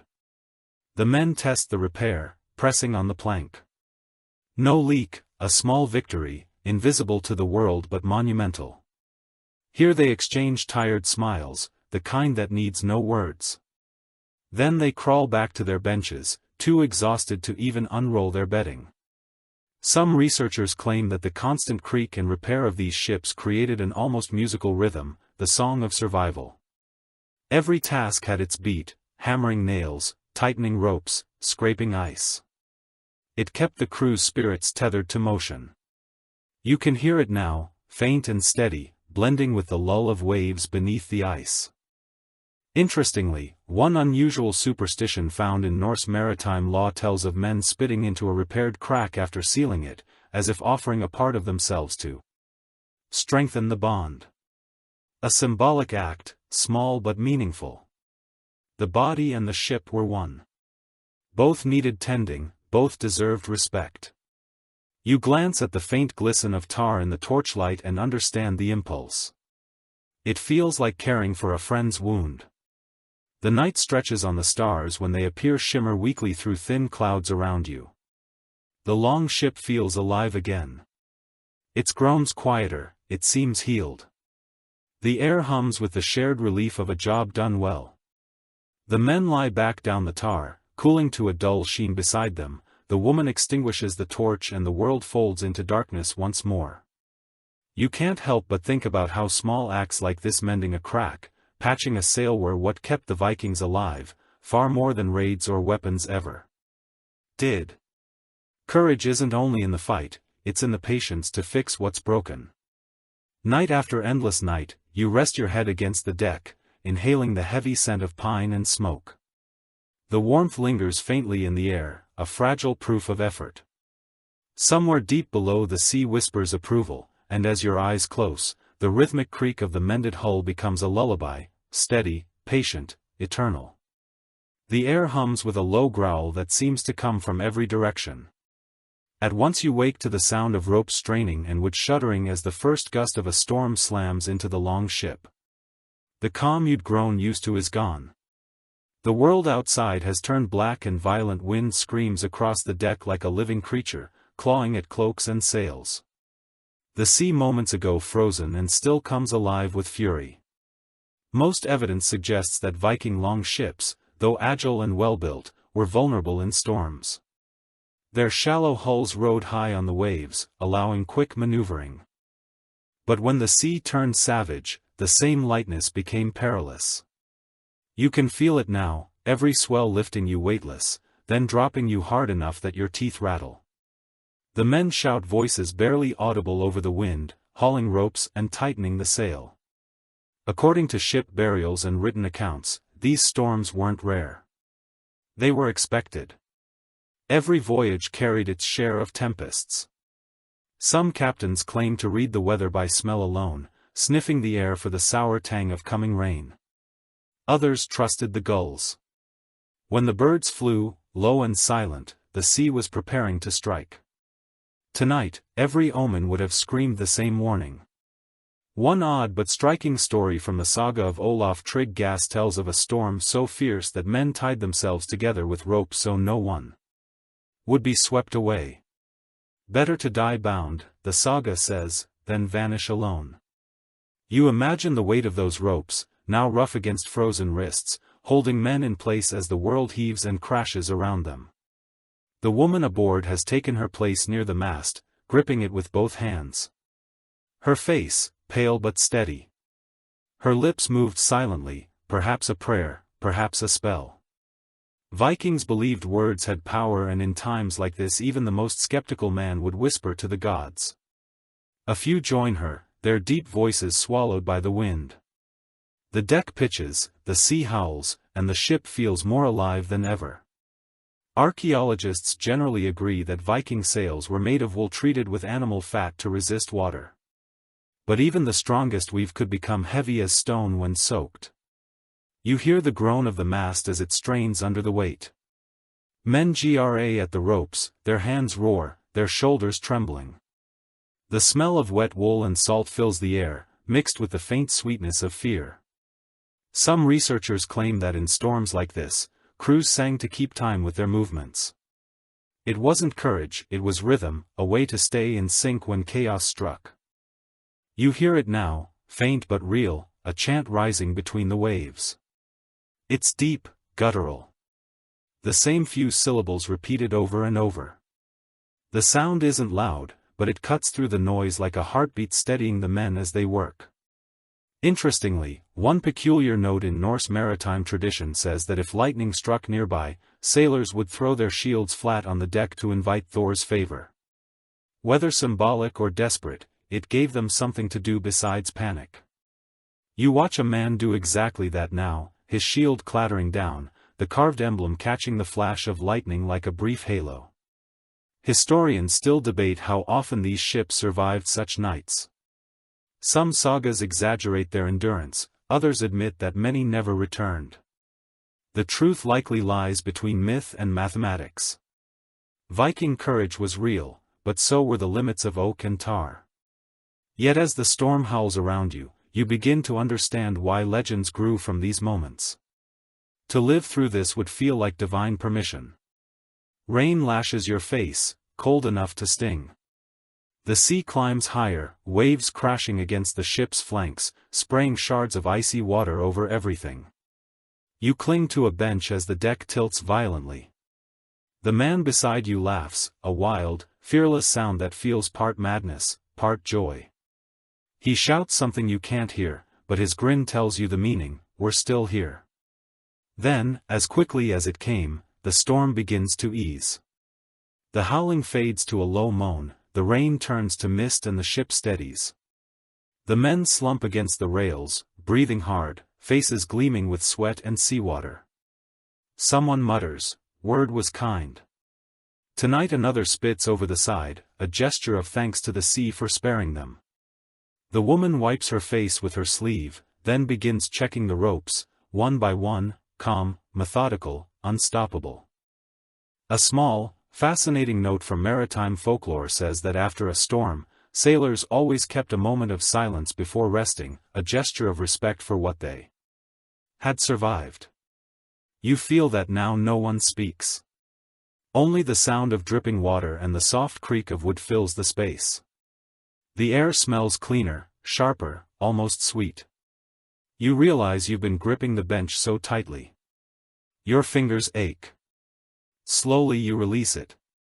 The ship rocks gently again, as if tired from its own rage. Around you, men collapse into uneasy sleep, their bodies swaying with the ship's rhythm. The quiet that follows feels sacred, like the aftermath of prayer. You close your eyes, the scent of salt still in your lungs, and listen to the sea smoothing itself back to calm. The Vikings called such moments the breath after thunder. The fragile peace that reminds you're alive and asleep finally takes you. You feel that truth settled deep.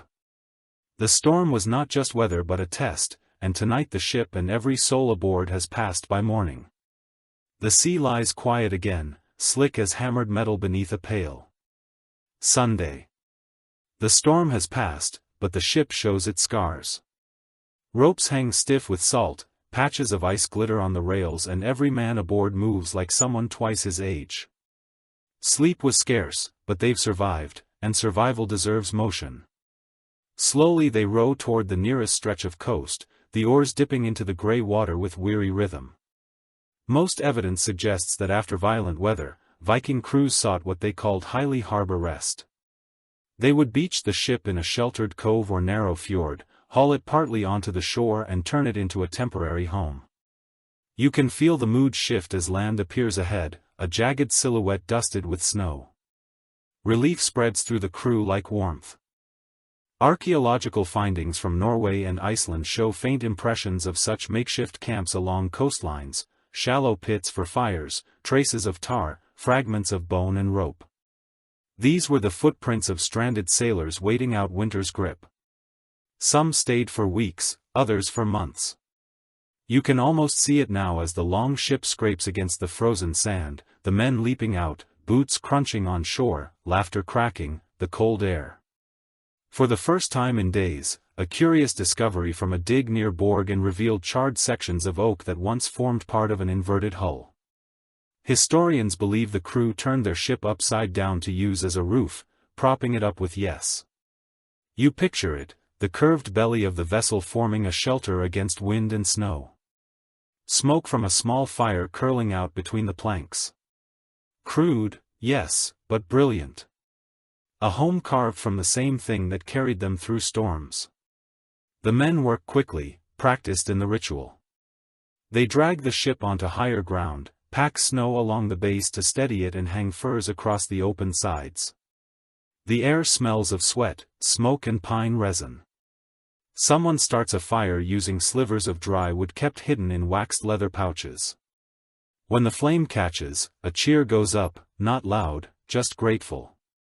The woman aboard kneels to tend the fire. Her movements sure. Reverent archaeologists generally agree that such fires marked the psychological line between danger and safety. At sea, flame was fear. On land, it was salvation. The Vikings must have felt that shift instantly. You can feel it too, the warmth licking at your face, the sound of crackling wood mixing with the sigh of waves. After weeks of darkness and dread, the glow feels like resurrection. A lesser-known detail from Norse winter camps tells us that crews built low snow walls around their shelters to block wind. Inside they laid branches of pine or juniper as flooring, keeping the cold ground at bay. The scent of sap filled the air, mingling with smoke and sea salt. You breathe in and understand why later travelers described Viking camps as forests reborn in frost. Some researchers think these brief respite save more lives than any battle skill. Rest, warmth and stillness, let the body remember itself. The men who fought the sea learned that sometimes the bravest act was simply to stop moving. You watch them now, crouched around the fire, drying boots, sharing the last of their dried meat. One man hums softly, the sound low and contented. For the first time in weeks, their laughter feels easy. Interestingly, one unusual artifact found at a coastal site in Denmark, a small wooden board engraved with runes, bears a message roughly translated as, "We waited, and the sea forgave us." Perhaps it was a prayer or a diary, or both. Either way, it carries the calm of men who had learned that patience could be as powerful as strength. The night falls again, but this time it's gentler. The fire burns steady under the inverted hull, painting everything in amber light. The men sleep shoulder to shoulder, wrapped in furs, the crackle of the flames, soothing them more than any lullaby. Outside, the tide whispers against the shore, a sound so faint it could be breath. You lie down beside them, watching the smoke drift upward through the gaps in the planks. The wood crack softly above, familiar and comforting. This is not a grand hall or a feast. It's a pause in the endless motion, a fragile peace, but to these men it must feel like paradise. As your eyes close, you think of how survival reshapes beauty. Here, comfort is not silk or wine, it's warmth, a dry cloak and the company of those who endured the storm. Beside you, the fire pops once the sea sighs again, and the long ship resting on its side like a sleeping beast keeps watch over everyone until morning. The morning comes quietly, bringing the faint perfume of smoke and salt. The storm's memory still hangs in the air, but the sea has settled into long, glassy ripples. The men wake slowly under the shelter of the overturned hull, their breath rising in thin clouds. Someone stirs the fire, someone else hums. The mood feels lighter than it has in days, the kind of calm that makes room for music. Archaeological evidence from Norse settlements shows that the Vikings carried simple instruments on their travels.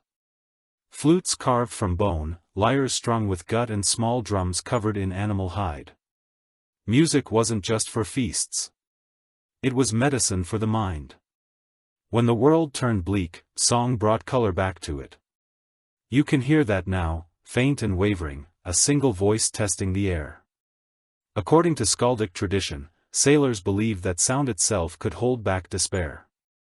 A rhythmic chant, steadied doors, a soft melody, calmed nerves before battle.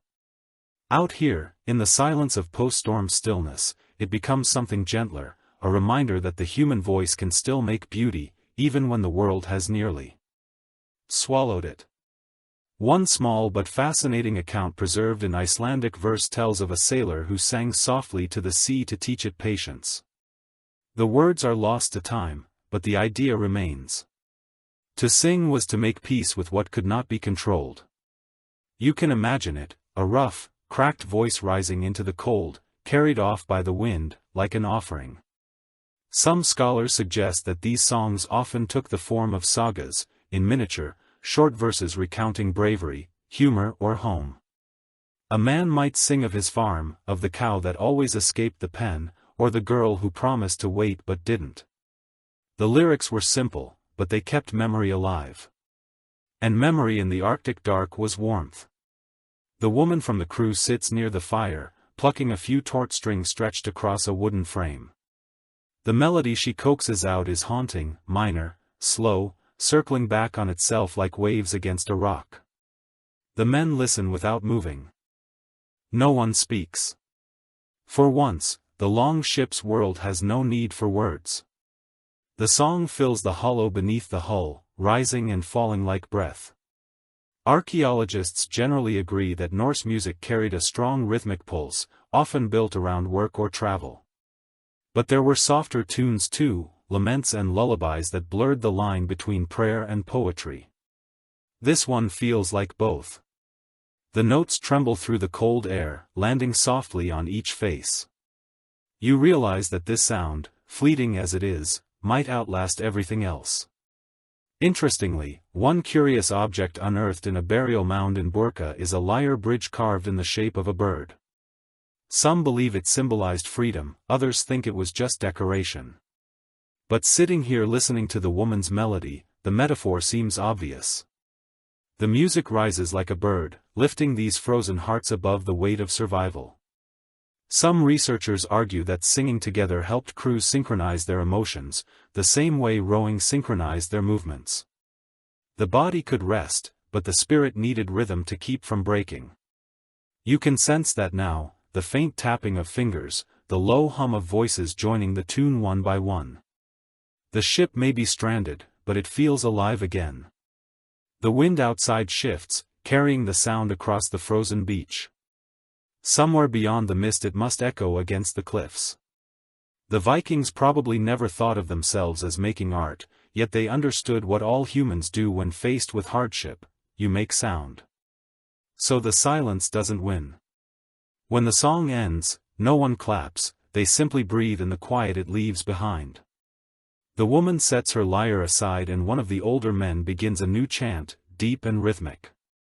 It's not a song but a story of an ancestor who rode through night seas guided by whale song, who returned home with frost in his beard and fire in his heart. The others murmur at familiar lines, some smiling, some closing their eyes. A curious insight from cognitive historians suggests that storytelling at night served the same function as shared dreaming. It bound minds together, synchronized hope. For these men, songs and tales were lifelines. Each verse stitched them tighter into a single organism, a crew that could endure almost anything, so long as it endured together. The fire flickers lower outside, snow begins to fall again, fine and slow flakes swirling into the open gaps of the hull.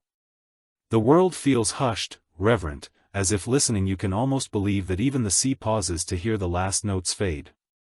You lean back on your rolled cloak, eyes heavy, the echo of song still vibrating faintly in your chest. The warmth of the fire mingles with the memory of melody and for the first time in many nights, peace feels possible. The Vikings called this huge ether peace of spirit. You close your eyes and understand why the world outside is still bitter and vast. But inside this small cocoon of music and flame you found something even rarer than warmth. The sound of belonging. Morning brings a gray calm to the shore, but the peace is thick, with the scent of salt smoke and something darker, the accumulated odor of survival. You stretch under your cloak and breathe it in: tar, unwashed wool, old sweat, fish smoke and wet wood. To a stranger it would smell foul. To the Vikings it meant safety.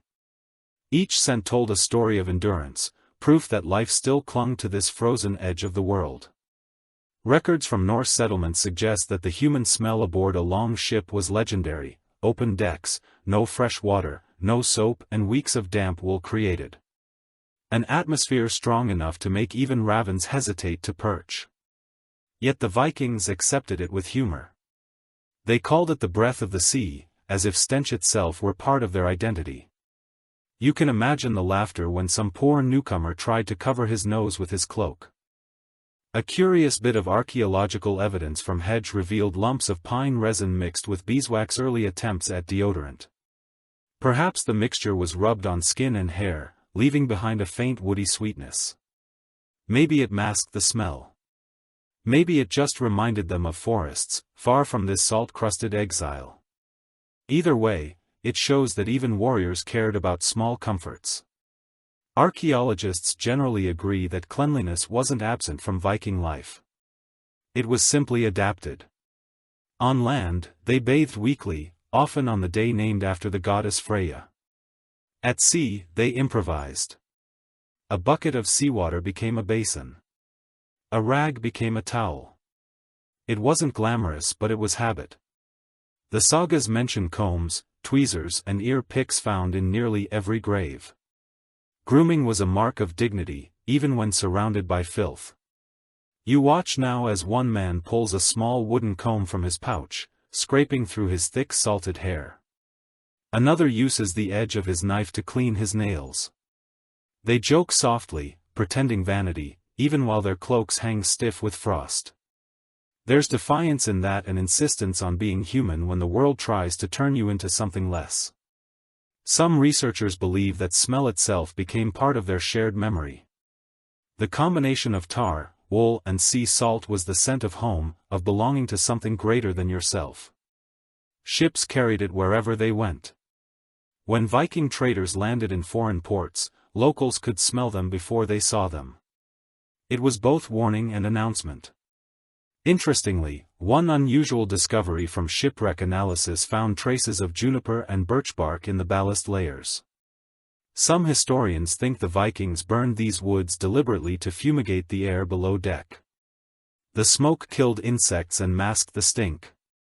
For a while you can almost see it, thin tendrils of fragrant smoke curling through the shadows, transforming foulness into something holy. The woman aboard moves through the haze, adding herbs to the fire. The smell shifts instantly, rosemary maybe, or angelica, sharp and green. The men glance up surprised, then grin. Someone mutters a blessing under his breath. The new aroma doesn't erase the others. It mingles with them, creating a strange comforting perfume, half sickness, half sanctuary. Some scholars remain uncertain whether these herbs served medicinal or ritual purposes. The line between healing and worship was thin in Norse life. Burnt herbs might have been prayer offerings as easily as disinfectants. Either way, the result is the same: the air feels lighter, cleaner, more alive. A curious tale preserved in late Icelandic law tells of a ship whose captain refused to let the crew eat or speak until they had all breathed in the scent of endurance. He'd light pine resin on a flat stone, and they'd stand around inhaling the thick, smoky air before sitting to eat. It sounds theatrical, but maybe it was wisdom disguised as ritual. To smell that air was to acknowledge their condition and endure it together. You lean back against the wood, eyes half closed.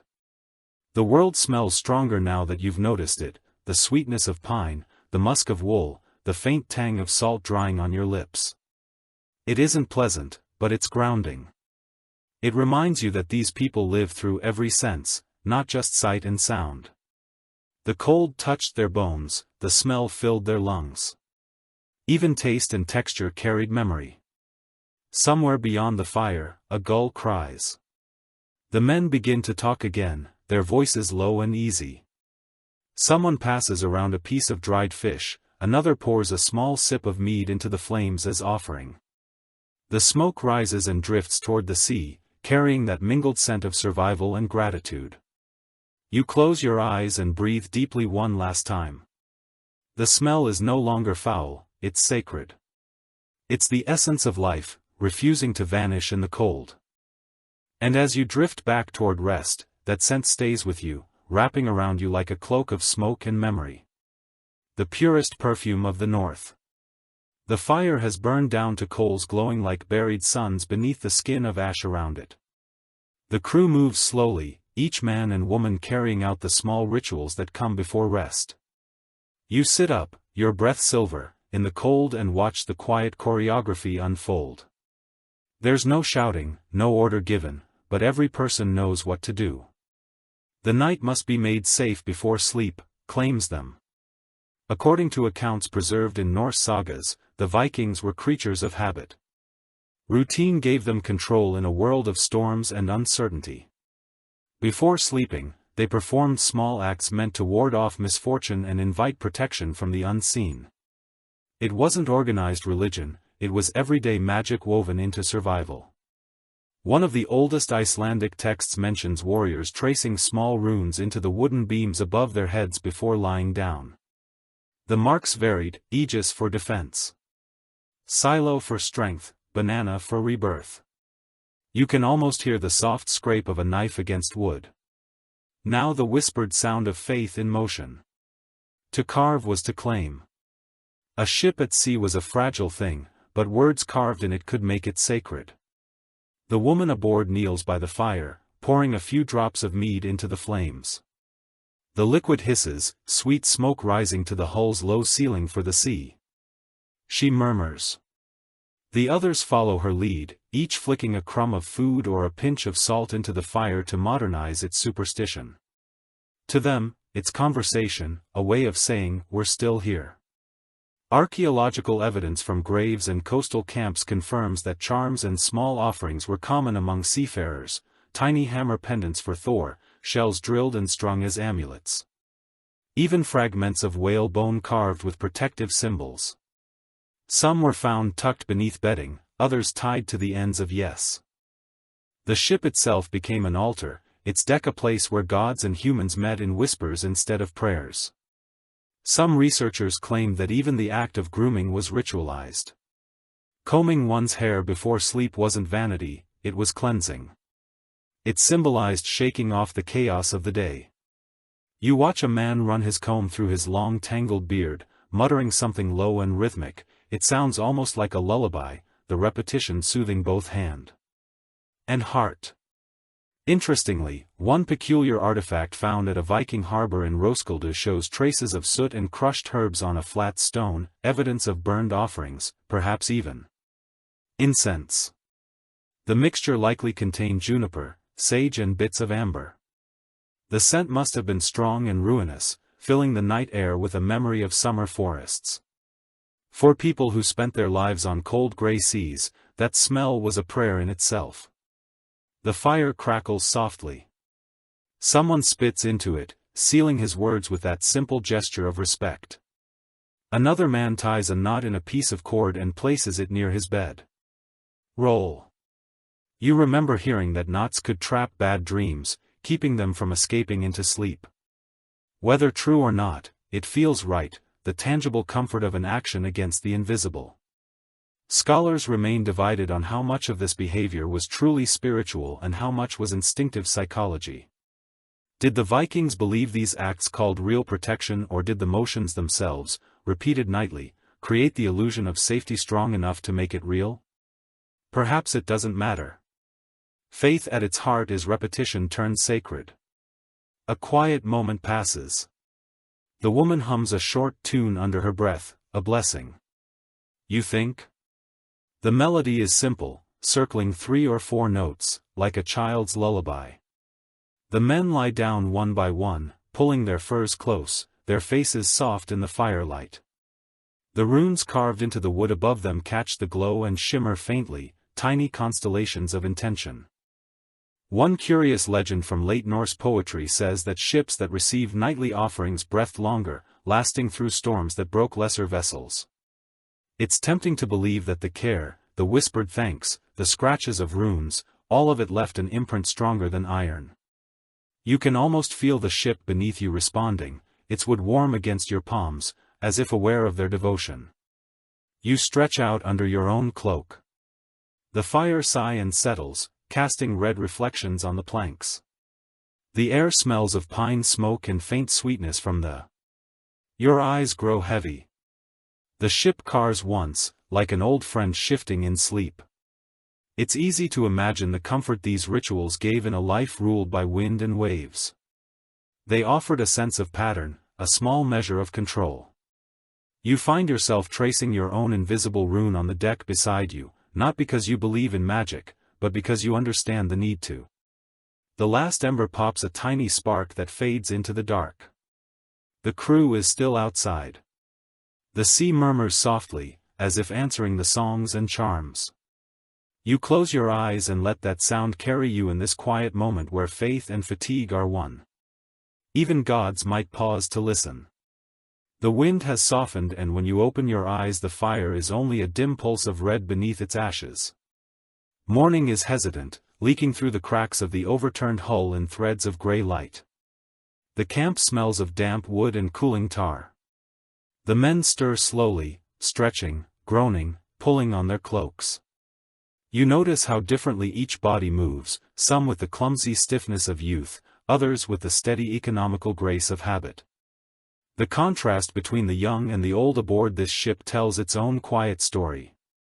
Archaeologists generally agree that Viking crews were mixtures of generations. Boys barely out of adolescence rode beside men old enough to have seen 20 winters of raids. The older warriors, known as Garland, were revered not for brute strength but for their endurance and memory. They carried the wisdom of countless voyages, which not held best in rain. Which herb soothed frostbite, which silence meant danger. You watch one of them now, his beard white as foam, his fingers thick, with old scars, checking a seam in the ship's hull. He works slowly but precisely. Every gesture an inheritance. Beside him, 2 younger men fumble with a rope, arguing under their breath. Their movements are quick but careless. The knot slips twice. The elder shakes his head, steps forward and, without a word, takes the rope from them. He loops it once, twice, 3 times, and it holds. The young men grin sheepishly, like that. He says, his voice, gravel and smoke. It's not scolding, it's teaching. This too is survival, the passing of skill from hand to hand, generation to generation. A curious find from a Viking harbor, excavation revealed carvings of names and symbols along benches, likely marks left by young sailors claiming their places, some even scratched. Simple runes for luck beside older, deeper grooves that had darkened with time. It's as if every journey left a layer of history in the wood. You imagine the same thing here, traces of lives stacked like rings in a tree, the ship itself remembering everyone who's ever slept upon it. Some researchers suggest that young warriors often saw these voyages as initiation proof of worth.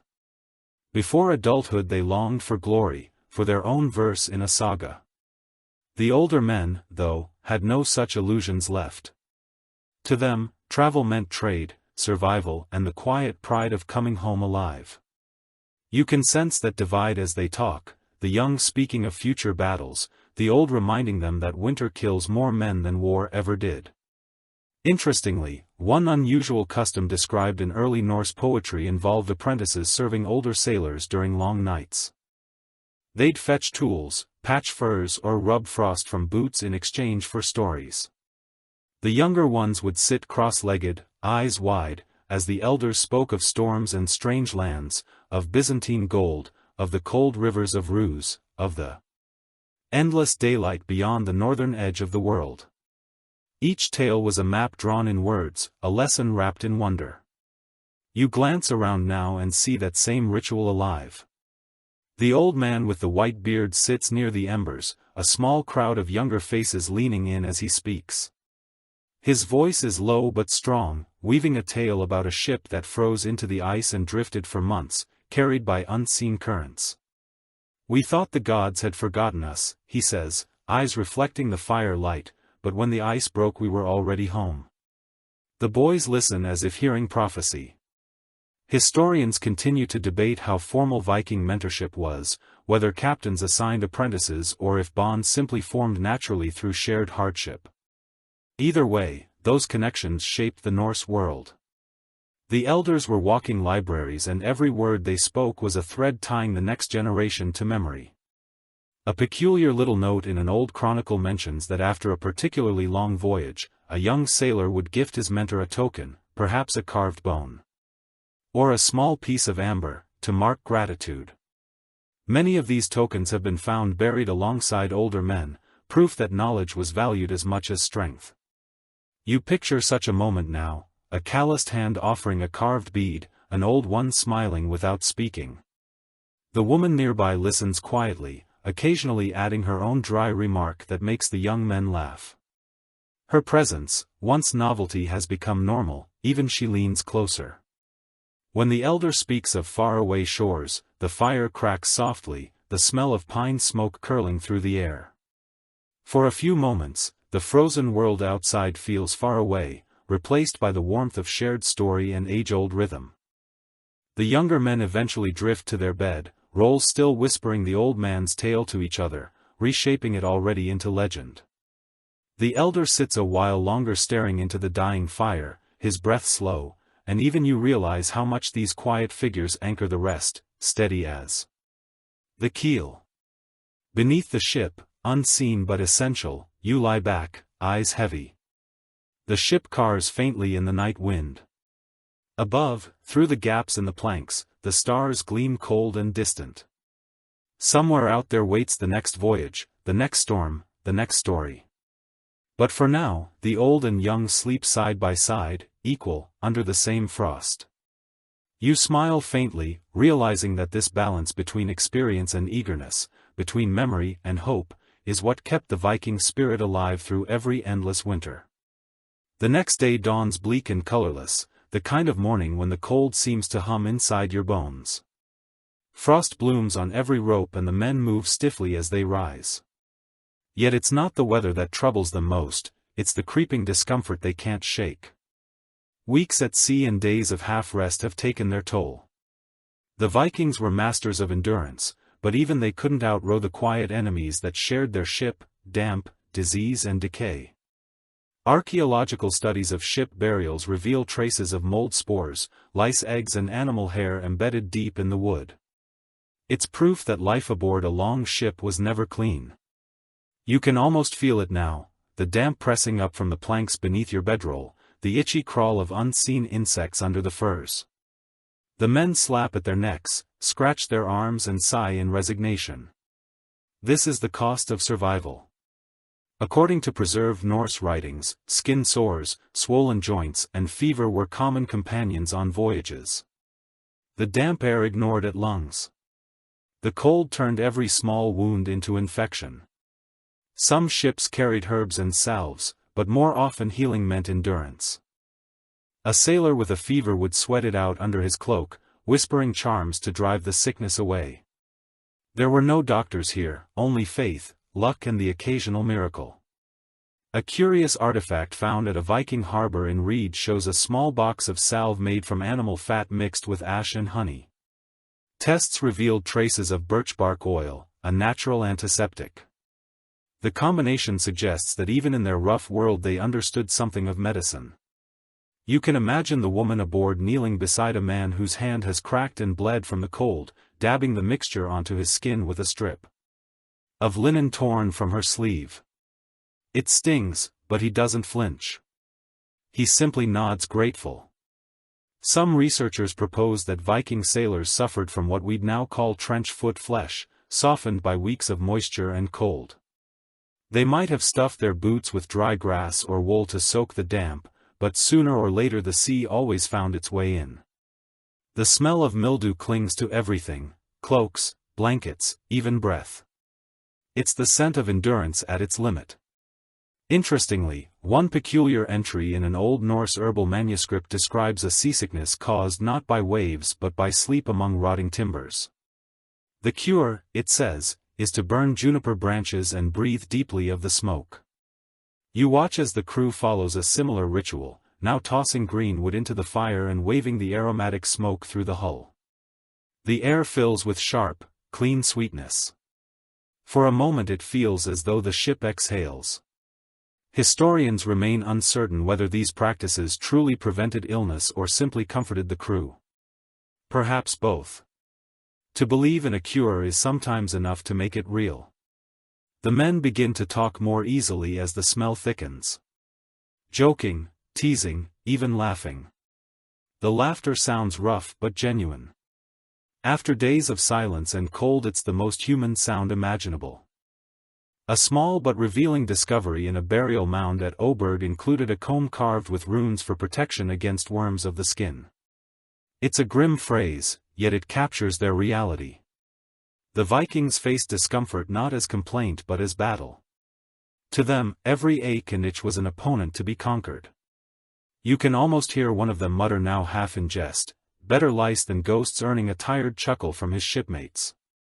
The woman aboard checks the bedding for damp spots, turning furs and hanging cloaks near the fire to dry. Her movements are brisk, efficient, the quiet rhythm of care that keeps despair at bay. She glances toward the older man who coughs into his hand and pours him a cup of thin broth. He takes it without a word, but nods once, a small exchange of respect. The day passes slowly. Men clean their weapons, oil their boots and pick at the seams of their clothing, mending what they can. One hums an off-key tune while scraping salt from a piece of leather. The sound fills the air like a reminder. Life goes on, even in discomfort, even in filth. Some scholars argue that these small acts, drying, cleaning, burning herbs, weren't just practical, they were psychological survival. The rhythm gave the crew structure, and structure kept fear away. When every day looks the same shade of gray, routine becomes the only proof that time still moves forward. You settle back as the evening darkens again, the faint scent of juniper still lingering. The fire flickers, its smoke curling upward through the cracks of the surrounding hull. Men lie wrapped in their cloaks, coughing occasionally, but calm. Their breathing fills the space like the steady tide, rough, unholy but alive. It strikes you how thin the line is between misery and endurance, how the Vikings learned to live comfortably in discomfort. The lice, the damp, the aching joints, all of it becomes background noise, just another song in the chorus of survival. You close your eyes, scratch at an imagined itch and think that maybe that's the truest Viking spirit of all, not conquering the world but refusing to let it conquer you. By the time the next sun limps over the horizon, the sea is no longer frozen. The ice around the ship has cracked into great drifting plates that bump softly against the hull. The men stand on the shore staring at the open water, like wolves, sensing freedom. Winter hasn't ended, but it's loosening its grip, and that means one thing: it's time to move again. Archaeologists generally agree that many Viking crews overwintered in their ships. When close to trade settlements, they'd haul their long ships onto the beach and build low shelters of turf and wood around them, turning vessels into homes. You can see that here, the long ship half buried in snow, smoke rising from a nearby pit where they've built a new fire. It's a strange sight, something made for motion, transformed into a dwelling, like a sword turned into a spoon. A curious detail found in an excavation at Khao Pang revealed fragments of pottery and animal bones around the remains of a ship-shaped depression in the soil. Historians believe it marked a winter camp where a crew lived for months cooking over open fires beside their upturned vessel. The finds included charred barley and wishbones, proof that these stranded sailors ate well when the weather allowed. Even stranded, they kept order and comfort. You watch the crew now as they adapt their long ship for the long haul ashore. They patch gaps between planks with moss and clay to block drafts. They stretch bits of sailcloth across the top to create a roof inside. The air grows warmer from the shared breath of many bodies. Someone jokes that the ship has finally become a proper house. Laughter follows the sound of men daring to believe the worst has passed. Some researchers claim that these dew-side winters fostered a different kind of camaraderie. Without constant rowing or raiding, the men turned inward to carving, trading, mending, storytelling. The rhythm of survival shifted from violence to patience. The ship became not a weapon but a hearth. You can sense that change now. The movements are slower, gentler, deliberate. Even the sea seems to echo the new pace, its waves whispering instead of roaring. Interestingly, one peculiar find from a coastal site in northern Denmark uncovered fragments of a board game called HIF, a strategy game beloved by Norse sailors. The worn pieces suggest it was played often, perhaps by firelight, on nights like this. You imagine two men crouched over a board, scratched into a plank, moving small carved figures, muttering strategies, while the others watch and place bets of dried fish or silver rings. The woman aboard has gathered a small group around her, teaching them how to repair torn seams. She speaks quietly, demonstrating with her hands, and even the most hardened warriors listen like children. Their fingers are clumsy, but their laughter is warm. You realize that work like this, mending, cooking, carving, isn't just labor. It's a bridge back to normal life. It reminds them they're still human. Some scholars argue that these winter stations along fjords were more than survival camps. They were the seeds of towns. Over time, traders, families and craftsmen joined stranded crews, building permanent settlements that became the beating heart of Viking commerce. Places like Hedge and Burka began just like this: a few ships, a few fires, a few people unwilling to leave. You can almost feel the beginnings of civilization here under your feet. A small but striking note from medieval chronicles says that when spring returned, the crews would bless their ship before pushing it back into the sea. They'd pour ale along the keel and whisper promises to word god of the ocean, "Carry us, and we will praise you." They'd say. It wasn't mere ceremony, it was gratitude to the thing that had become both shelter and savior. The older sailor, the one with the white beard, now stands beside the long ship, running his hand along the grain of the wood. He murmurs to it softly as if speaking to a tired friend. The woman joins him, placing her palm beside his. The gesture is wordless, reverent. They have slept beneath this hull, repaired it, trusted it with their lives. To leave it now, even for land, feels like saying goodbye to a guardian. As twilight deepens, the fire near the shore grows bright. The men gather around it, eating the last of the dried fish, passing a cup of ale between them. Their voices rise in easy conversation. Someone tells a joke so old that no one remembers its beginning, but everyone laughs anyway. The light catches on their faces. Scarred, wind-burned, but alive. You lie back on the packed snow, looking up at the stars through a break in the clouds. The air is still sharp, but it smells faintly of shoring earth. The sound of water moving again fills the silence, the slow, rhythmic breathing of the world returning to life. The ship looms beside you, half home, half myth. Its shadow, long against the firelight. You close your eyes, thinking how strange it must feel to call this floating fortress both house and hope. The Vikings were never people of stillness, yet even they learned to rest when the sea demanded it. Maybe that's what made them endure not endless motion, but the wisdom to pause, to build warmth where there was none. The fire crackles, the waves sigh, and for the first time in weeks, the sound of life feels easy again. The winter air softens as the days begin to stretch and, for the first time in what feels like years, the scent of open sea returns. Meltwater runs down the sides of the long ship, carving tiny rivers through the sand. The men stir with a restlessness that only sailors know. They've been still too long, and though the land has kept them alive, it has also made them dream of movement. Yet before they can return to the waves, there is one more task to finish, trading what they've earned for what they need. According to archaeological records and written sagas, Viking crews often shifted between raiding and trading, depending on the season. The same men who had stormed monasteries one summer might barter furs, amber, and iron the next. You can see it happening here, the rough warriors of weeks past now carrying bundles of goods ashore. Their steps measured, their weapons hidden under cloaks. The storm has been survived. Now comes the quieter, more delicate battle of commerce. A fascinating discovery at a trading site in Hedge revealed scales small enough to fit in a palm, made of bronze and bone.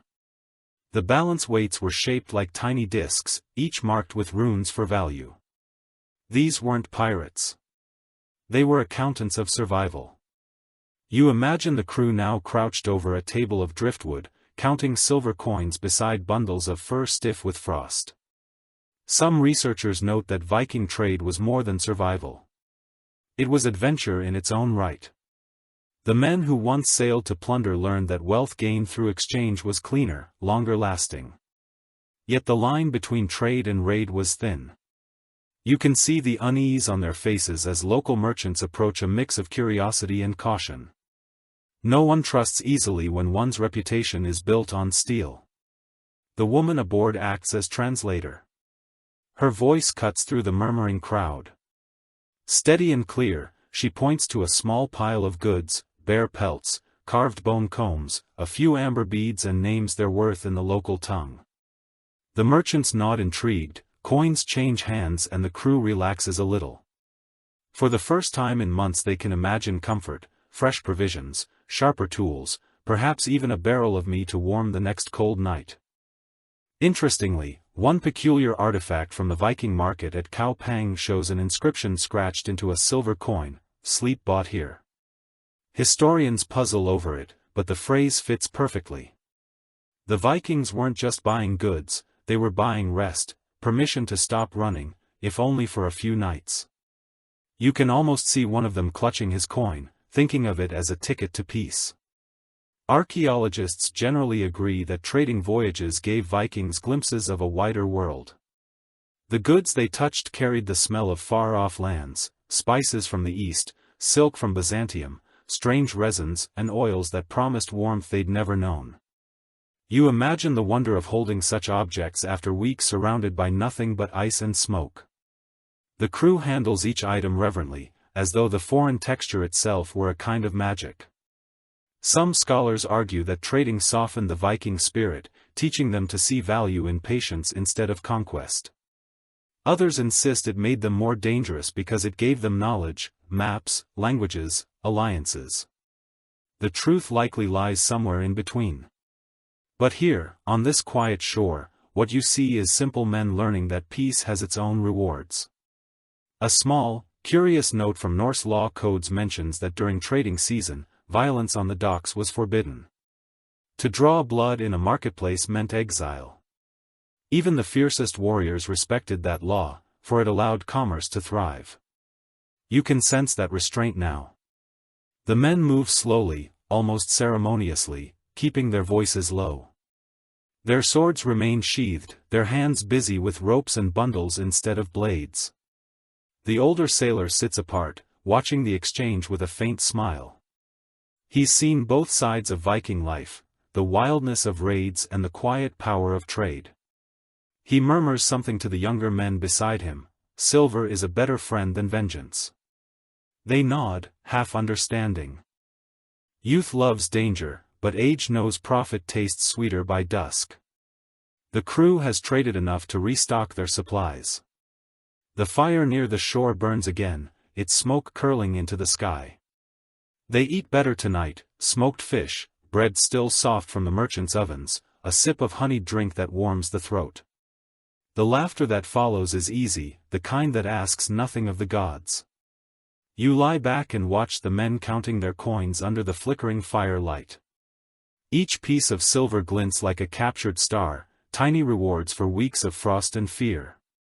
They speak of what they'll buy when they return home, rings for wives, tools for farms, stories worth retelling. The woman smiles faintly, listening, perhaps already calculating the next voyage. The night closes in, but it's gentler now, smelling of cooked fish instead of smoke and tar. The sea whispers just beyond the dunes, inviting but patient. For now the Vikings rest, not conquerors, not exiles, but traders who have earned one quiet evening of warmth. You close your eyes and let their contentment seep into you, realizing that even these fierce wanderers dreamed of peace, of nights like this where survival felt almost like luxury. The night after trading brings an odd quiet. The fire burns low and the sea whispers like a voice just out of reach. You wake to find the men already stirring their packs heavier with new goods and their faces lighter with relief. The air feels different, less desperate, more human. Yet this calm has another sound beneath it, the mingled accents of foreign tongues. Vikings rarely sailed alone. Wherever their long ships went, they met other travelers drawn by the same current of survival and curiosity. According to written accounts from travelers who encountered them, Norsemen were notorious linguists. A season of trade could fill their speech with borrowed words from the Celts, the Franks, the Slavs, even the Arabs. Language was its own form of wealth. You hear it now in fragments, the gruff rhythm of Norse softened by new tones, laughter broken by strange syllables. It's the sound of cultures meeting on cold shores, not in war, but in weary friendship. Archaeologists generally agree that Viking winter camps often became crossroads. Artifacts from one site in Dublin reveal Scandinavian tools beside Celtic jewelry and Byzantine coins. The mixture tells a story more intricate than conquest. It speaks of exchange, imitation and shared endurance. You can imagine the scene, fires scattered along the beach, each circle of light holding people from different worlds, all telling stories to keep the dark away. A curious inscription found on a fragment of driftwood near Burka reads, "We ate, we sang, we forgot who was guest and who was host." Perhaps it was carved by a sailor who had too much me, but the sentiment rings true. After months of storms and hunger, the distinctions between native and foreigner blur. You can see it tonight as one of the crew offers dried meat to a man wrapped in furs of unfamiliar style. The stranger accepts, smiles, and replies in a language none of the others quite know. The warmth of his tone is enough. Some researchers claim that these brief cultural encounters changed Norse life profoundly. Songs, myths, and even clothing styles shifted with every voyage. A Viking might return home speaking new phrases or wearing patterns borrowed from faraway weavers. Trade was not just material, it was contagious imagination. The stories followed them like echoes, reshaping the North itself. Interestingly, one peculiar artifact discovered in a grave site near Rebel, a bronze brooch engraved with Arabic script, proves how far these influences traveled. The inscription reads, "In the name of God." Whether its wearer understood the meaning or simply admired its artistry, it speaks of curiosity stronger than fear. You wonder how many nights like this one forged small bridges across oceans of difference. Around the fire, music rises again, but this time the tune is unfamiliar. It's a foreign rhythm, faster, playful, improvised. A few of the crew try to mimic it, clapping in uneven time. Laughter ripples through the group, the universal language of survival. The woman joins in her hands, keeping steady beat until the others catch on.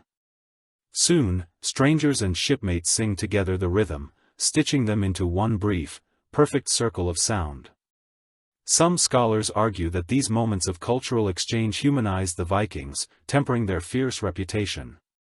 Others suggest it made them more dangerous by broadening their knowledge and ambition. Both views might be true. Understanding breeds both compassion and power.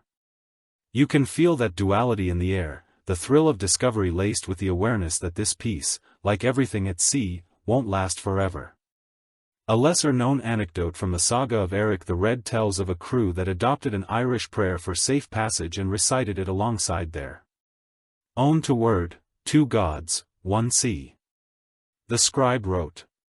It wasn't conversion, it was adaptation. When life depends on mercy, you learn to ask it from every name you know. You picture the crew now whispering blessings in mismatched words, their faith plural but sincere. The older sailor raises his cup toward the fire, his voice carrying over the murmur of different accents to the sea that feeds us all. He says simply, the others lift theirs too. Viking, Celt, Slav, perhaps even a Frankish merchant with a trimmed beard and weary eyes for a heartbeat. There are no borders here, no empires, only the sound of shared gratitude rising with the crackle of burning wood.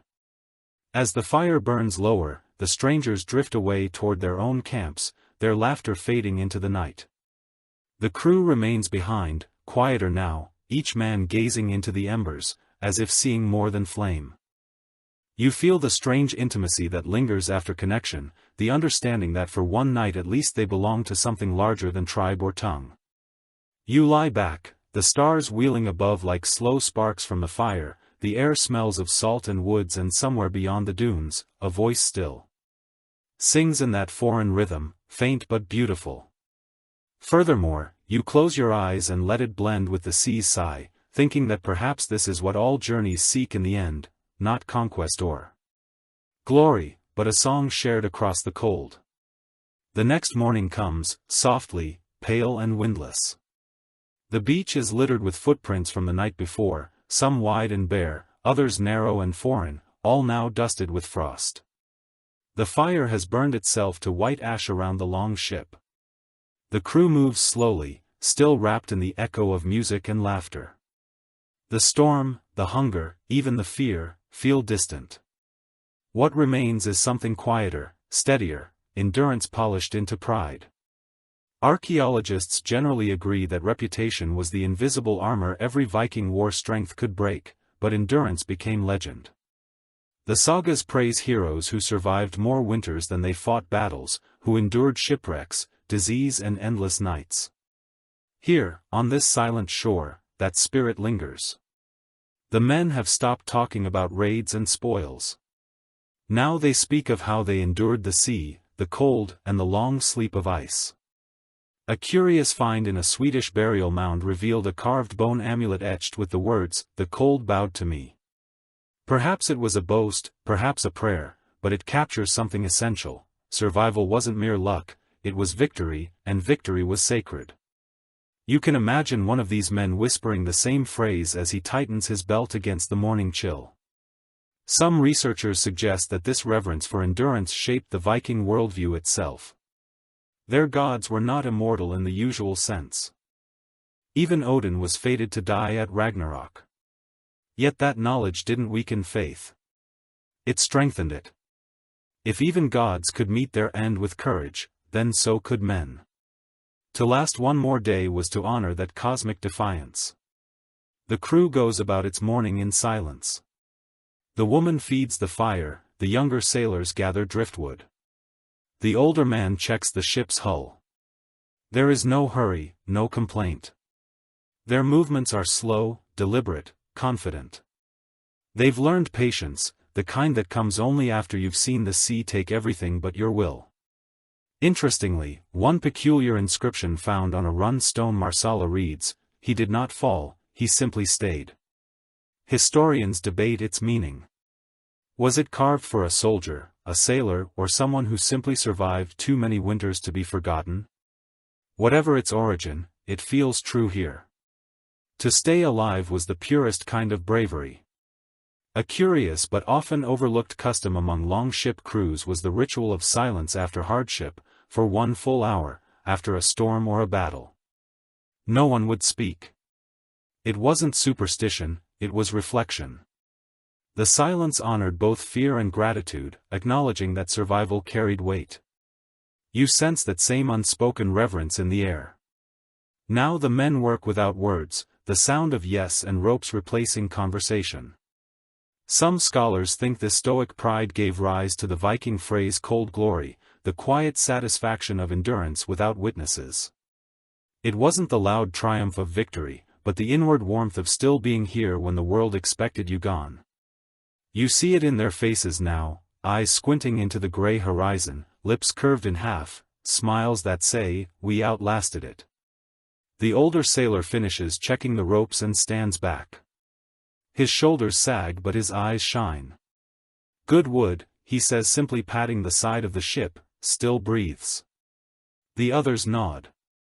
They know what he means. The ship has survived, too scarred but faithful. Its creaks sound almost like sighs of contentment, a vessel that has learned, like its crew, the art of endurance. One of the younger men begins to speak softly, almost to himself, reciting a few lines from an old verse. The words, rough and rhythmic, drift through the air. The frost takes kings and beggars the same, but the heart that beats through winter reigns. The others listen in silence. The words settle over them like snow, thin but lasting. According to studies of Viking oral tradition, these short verses, half poem, half proverb, were a way of carrying wisdom without writing it down. Each line held truth, compacted into rhythm. You can hear the comfort in it. No boasting, no despair, only the steady promise that strength is measured by survival, not conquest.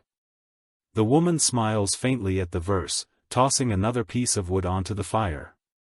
Sparks leap upward, brief and bright. For a moment they look like stars caught too close to earth.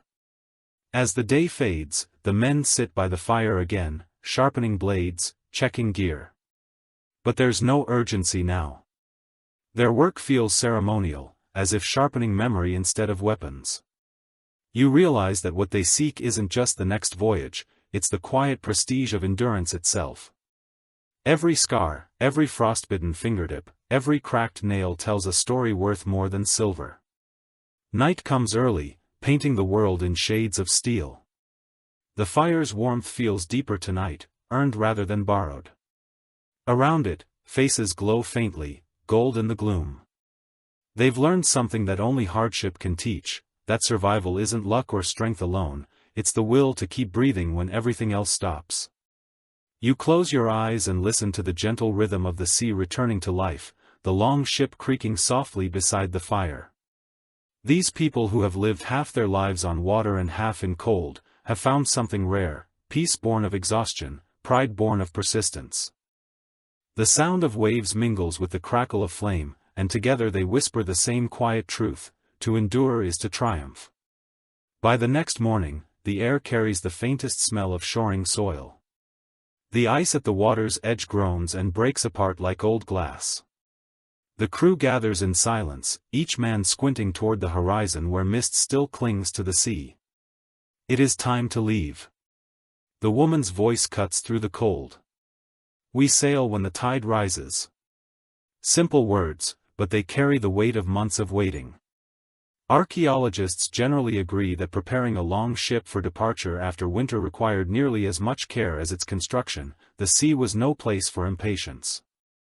You watch as the men move through the rituals of readiness. They scrape frost from the planks, reapply tar and tighten every rope. The smell of pine resin and smoke fills the air again. Each movement feels reverent, as if they're waking a sleeping creature rather than repairing a tool. A curious find: in a shipyard excavation at Roskilde uncovered fragments of worn oak beams coated in layers of soot and oil. Scholars believe they were seasoned by repeated heating and cooling, giving them resilience against the sea. The process, though simple, demanded patience and precision, the same qualities that defined the people who built and sailed them. Watching the crew now, you sense that same devotion. Some researchers say that the Vikings treated their ships almost like living beings, giving them names and speaking to them before voyages. Sagas mention vessels like Orin, Lang the Long Serpent and Anita the Swift One. These weren't metaphors but relationships. You can see it now as the older man places his hand on the dragon-headed prow and murmurs something you cannot hear. The gesture is gentle, grateful, almost affectionate. The woman checks the supplies with careful eyes: barrels of dried fish, bags of barley, coils of rope, oil for lamps. Each item is a promise of endurance. The younger men test the oars, their shoulders straining with the familiar weight. Even after months ashore, the rhythm returns easily. The sea has shaped their muscles and memory does the rest. Interestingly, one peculiar artifact found near Trondheim, a small wooden token carved with wave-like patterns, was believed to be a charm for calm seas. Some historians think sailors tossed such charms into the water before departure, trusting that the ocean would remember the kindness. You see a similar act now, as one of the younger men breaks a piece of bread, tosses it into the waves and whispers for luck. The others follow suit, smiling. Historians remain divided on whether these gestures were superstition or ceremony, perhaps both. When you've spent half your life battling the sea, a little reverence feels like wisdom. The ocean is not an enemy to conquer but a force to negotiate with. You can feel that unspoken respect. Now, as the tide begins to rise, pushing against the hull like an eager companion, the long ship shifts slightly, its timbers creaking. The sound draws a hush over the crew. They push together, shoulders straining boots, digging into the wet sand. Slowly, the vessel slides forward, meeting the water with a splash that sounds almost joyful. The older man laughs and the tension breaks. A cheer goes up, quiet but full of relief. A curious account from the saga of the Greenlanders describes how sailors would speak to their ship as if to a friend returning from sleep. "Wake now, Lavender, the road is calling." The phrase feels perfect here. The long ship seems to wake, indeed, rocking gently, remembering its purpose. It no longer looks like a shelter or a relic, it looks alive again. The woman climbs aboard first, steadying herself with practiced grace. The others follow one by one, until the deck is full again. Their faces are thinner, older, but their eyes burn bright. The sea waits before them, gray and endless. The oars dip into the water and the sound of rowing begins the steady, rhythmic heartbeat that once defined their lives. Archaeologists generally agree that Viking navigation relied on more than stars and instinct. They used sunstones to locate sunlight through clouds, seabirds to judge distance from land, and even the color of the waves to read depth. You picture one of them holding a crystal to the sky, tilting it until a line of hidden light appears and saying, "There, that's home." The shoreline fades behind them, a blur of snow and stone. The air grows sharper, but the rhythm of the oars keeps them warm. The older man stands at the helm, his eyes fixed on the horizon. Beside him, the woman hums softly, perhaps a prayer, perhaps a song of farewell. The others row in silence, their breath rising and falling like smoke from unseen fires. As the land slips away, you realize that what they're leaving isn't just a camp, but a season of themselves. The months of stillness, the hunger, the stories, the laughter, all of it becomes memory. The sea ahead is both promise and peril, but it's also freedom. Every pull of the oars draws them further from the frozen world they conquered by simply enduring. You lie back against the deck, the sky stretching endless above the salt air stings your lips. The ship rocks gently, and for a moment you feel part of something ancient and infinite. The long ship glides forward, carving its path through the cold, unbroken water. Ahead waits spring, and beyond that, whatever stories the next shore will hold, the sea greets them with silence. No storm, no wind, just the soft hiss of yes cutting through gray water. For the first time in months, the long ship moves freely again. The men row in rhythm, their breath rising in white clouds that vanish into the mist. Each dip of the oar feels like a heartbeat, steady and patient. They do not rush after so long trapped in stillness. Motion itself feels like a kind of prayer. According to records from later Norse accounts, voyages after winter often began quietly. There were no war cries, no songs of conquest. The crew would row for hours without a word, relearning the sound of the sea. You can hear that sound now, the creak of wood, the soft slap of water, the faint rasp of breath. It's hypnotic, pulling you into the same slow trance the rowers share. Archaeologists generally agree that long ships were built to move with the sea, not against it. Their flexible planks bent with each wave instead of fighting it, which made them faster and safer in heavy weather. The sensation must have been strange to feel the ship ripple beneath your feet like a living creature. You feel it now, the hull flexing gently, as if sighing, adjusting, remembering the rhythm of its old life. A curious note from an Icelandic saga describes how crews believed that their ships had moods. Some mornings the vessel would glide smoothly, responding like a well-trained horse. Other days it would resist every pull of the oar. When that happened, they said the ship dreams of land. Perhaps it was superstition, but it speaks to a truth. The Vikings understood that all things, even wood and rope, carry spirit. The woman sits near the mast, her hands clasped loosely around her knees. She watches the water with calm eyes. The older sailor stands at the tiller, guiding them through the mist with the ease of someone who has trusted this same current many times before. Around them, the younger men row without complaint. There's peace in their faces, the kind that comes from exhaustion turned to rhythm. Interestingly, one peculiar artifact discovered in a burial near Gotland is a small bronze plaque depicting a ship surrounded by waves, shaped like serpents. Some historians think it represents the Viking belief that travel across the sea mirrored the passage between worlds. Each voyage, in a sense, was a journey through life and death. You can feel that enmity now, the sense that rowing is not just movement but meaning. Some researchers suggest that this meditative rhythm helped the crew endure the endless gray days of sailing. They called it rowing sleep, a trance-like focus, where body and mind drift apart, one moving while the other dreams. You sense that happening here. The men's face is blank but peaceful eyes, half-witted, as their arms keep perfect time. The sound becomes everything, the yes entering and leaving the water, the faint groan of the mast, the heartbeat of endurance. The older man hums softly and without being told. The others match his tone. It's not quite song, not quite chant, just a low sound that fills the air like warmth. The ship seems to move more easily when they do it, the rhythm smoother.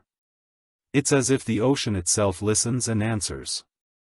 You realize that this sound, the blending of voices and sea, is the truest Viking language, the one spoken without words.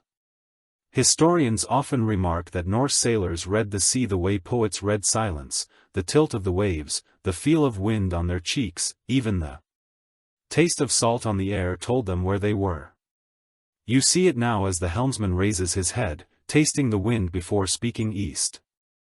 The single word carries certainty. No compass needed. The body remembers what the mind does not.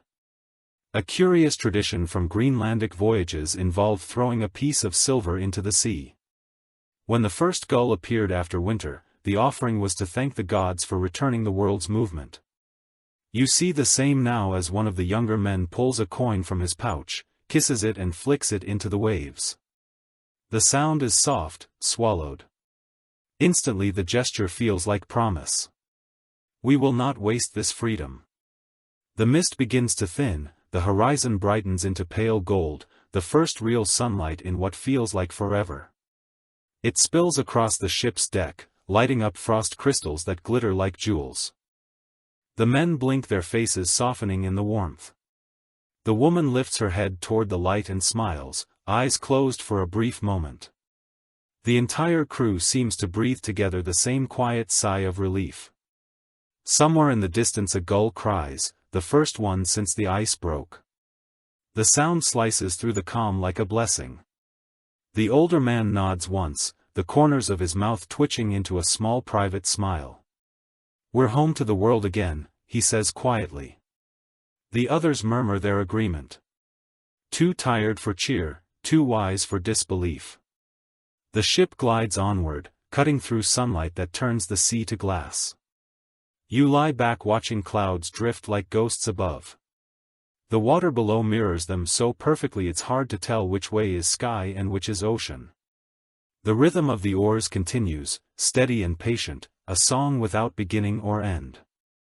And as you drift toward sleep again, rocked by that same endless rhythm, you realize what the Vikings must have always known, that peace is not the absence of danger but the moment you learn to move within it. The sea is still cold, the world still vast, but for now the long ship floats like a heart at rest, alive, awake and endlessly traveling. The light fades slowly that evening, turning the sea from silver to violet. The air feels cleaner now, almost soft. You hear laughter ripple across the deck. For the first time in days, someone starts humming a familiar tune, the kind sung around hearths and halls instead of battlefields. The sound feels fragile, like the world itself is exhaling. According to the oldest Icelandic sagas, the Vikings believed twilight belonged to spirits, a brief time when both gods and ancestors could listen. At sea, the crew would often grow quiet at dusk, lowering their voices out of respect. Yet tonight, silence doesn't mean fear. It feels more like reverence. The men speak softly, their words slow and careful, as though they're aware that this gentle hour doesn't come often. Archaeologists generally agree that Norse sailors treated evening as the sacred pause of the day. Before sleeping, they would share food, mend gear and tell stories by lamplight. The light of fire or oil became a bridge between the waking world and the dream one. You can see that now, the small flame flickering in a bronze cup, its reflection quivering across their faces as they settle into stillness. A curious find from a burial mound near Oarhus contained a bronze lamp engraved with two intertwined serpents. It still held traces of whale oil inside. Perhaps it was a sailor's companion burning through endless nights at sea. The imagery of serpents likely symbolized cycles, life swallowing, death, darkness returning to light. Watching the flame tremble now you understand the comfort it must have given. The woman sits beside the fire, her face caught in the glow. She holds a scrap of cloth, mending a tear in her cloak. The needle moves steadily, catching the light with each pass around her. The men talk in murmurs. One tells a story about his brother lost years ago in a storm. Another remembers a summer raid gone wrong but survived. The stories are small, but their telling feels monumental. Every word is proof that they've outlived something. Some researchers suggest that storytelling at sea wasn't merely entertainment but a form of survival. Each tale carried instruction: what to do when ice trapped your ship, which wind to trust near the Shetlands, which harbor offered mercy. Stories preserved experience long after maps faded. You can hear that intent in their tone. Now the younger men lean in, eyes half closed, letting the voices guide them into the rhythm of memory. Interestingly, one peculiar tablet found in a Norwegian ship burial bears carvings of runes that translate roughly to words against the dark. Scholars believe it may have been a charm recited before sleeping. The phrase fits the mood perfectly. Out here, words are light. Even the smallest story pushes back the edges of the endless Black Sea. The older man finishes his tale and stares into the flame. He died with laughter. He says softly, so the sea couldn't take his voice. The others nod, smiling faintly for a few moments. No one speaks. The long ship rocks gently the water, whispering like something half alive. In that quiet you sense how deeply these people understood mortality, not as tragedy but as rhythm. Every loss became part of the song. Some scholars argue that this acceptance of death made Norse culture uniquely resilient. They didn't see endings as failures but as returns. To die at sea was to go home to the world's first mother, the ocean that gave birth to everything. Perhaps that's why their songs are both sorrowful and calm, like waves that never stop breaking. The woman finishes sewing and folds the cloak over her lap. Stories keep us warm, she says simply, her voice, low but steady. Better than fire, no one disagrees. They all understand. The flame might die, but a story lingers, wrapping around the heart like a blanket, a small but evocative passage in the saga of Helga. The Lean describes a crew telling tales through the night, while their ship was locked in ice. They spoke until words became dreams. The scribe wrote, "You can feel that transformation now." The men's voices slow, their sentences stretching, merging with the rhythm of waves. Some begin to drift into sleep. Mid-con conversation, still smiling faintly. The lamps puts, its oil nearly gone. The woman shields it with her hand, then lets it fade. Darkness folds around them, soft and complete. Only the faint light of stars remains, shimmering on the water like scattered silver. The sea hums quietly beneath the ship, the same eternal note it's been singing since the beginning of time. You lie back, eyes open to the sky, the sound of breathing and water blending together. The stories echo faintly in your head, already blurring into dreams. You think of how strange it is that these fierce wanderers, who faced storms and blood and ice, found their truest peace in the telling of small human things. Maybe that's the heart of it. They weren't only conquerors, they were keepers of memory, caretakers of silence, singers in the dark. As you drift toward sleep, the sea sighs again. The ship cars and you understand that everything, stories, journeys, lives, exists. For a little while, in the same rhythm, the flame has gone out, but its warmth lingers invisible and unbroken when dawn returns. It arrives quietly, with a silver line at the edge of the world. The ship drifts in calm water, its reflection trembling with each small ripple. The men wake slowly, stretching under their furs, faces pale but peaceful. The woman is already awake, sitting near the prow with her cloak drawn close, her eyes fixed on the horizon. Something about her stillness feels like ritual. The light touches her face and turns it golden. According to Norse belief, dawn was sacred to the goddess Dealing, bringer of day and renewal. Sailors often greeted sunrise with silence, watching for omens in the colors of the sky. You can feel that reverence now. No one speaks.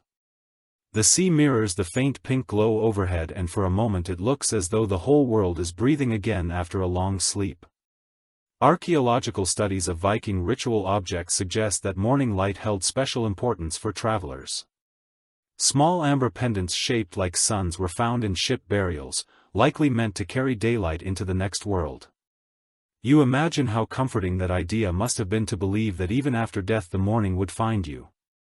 The older sailor lifts a small wooden bowl of water, its surface trembling in his hands. He holds it toward the sun and then drinks. The others follow, taking turns. It's not just thirst, it's ceremony. To drink at dawn meant to accept another day. You can see how deeply this ritual ties them to both time and place, how it turns something as ordinary as water into communion. Some researchers suggest that rituals like these helped the Vikings maintain emotional balance. Through hardship, the sea could erase a man's sense of time, but small, repeated gestures anchored him to rhythm and meaning. You can sense that balance now in every movement. The deliberate way they roll their furs, pack their gear, adjust the sail. Life for them has become an art of precision.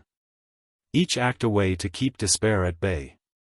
A curious note from a 10th century monk who met Norse sailors on a Baltic shore records that they prayed with their eyes. He meant that they gazed at the sunrise unmoving, as if seeing something invisible to others.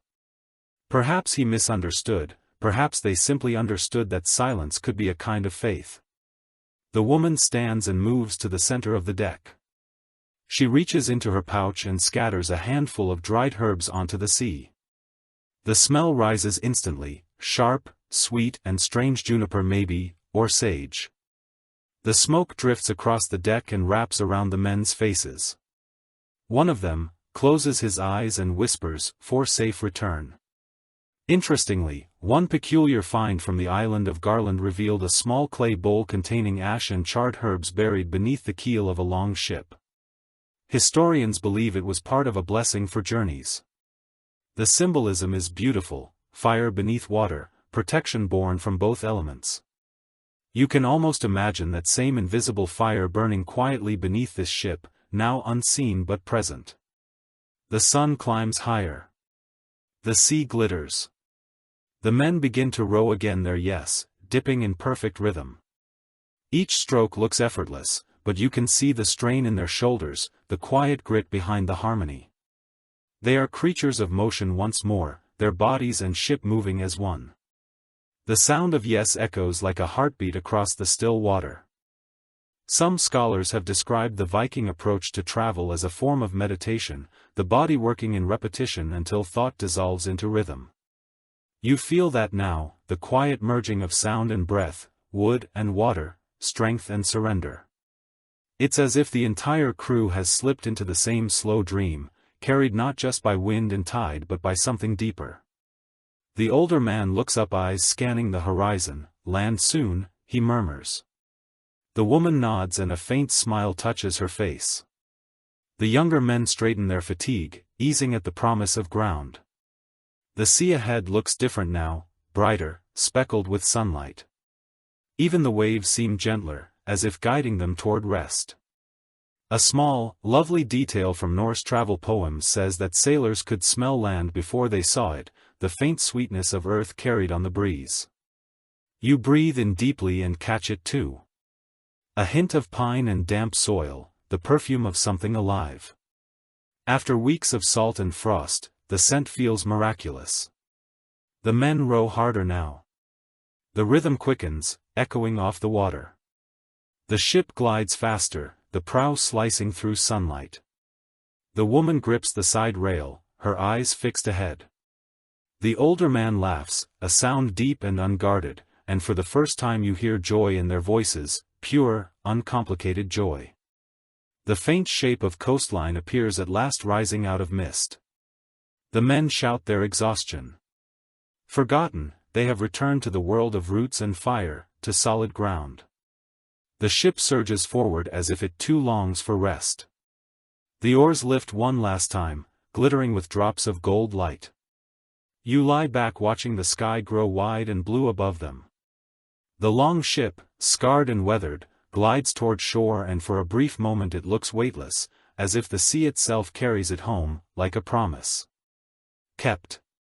You can almost hear the whisper of gods and ancestors in the wind, welcoming them back with pride.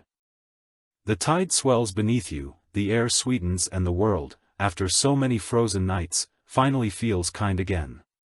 The long ship touches the shallows with a soft hiss, its keel brushing sand. For the first time in months, the sound is almost tender. The crew exhales as one, a deep sigh that carries relief, disbelief and gratitude. The woman steps into the cold water, first steadying herself, and the rest follow. Their boots sink into wet sand. The world feels solid again beneath their feet. According to Norse chroniclers, the return from a voyage was treated as both ending and rebirth.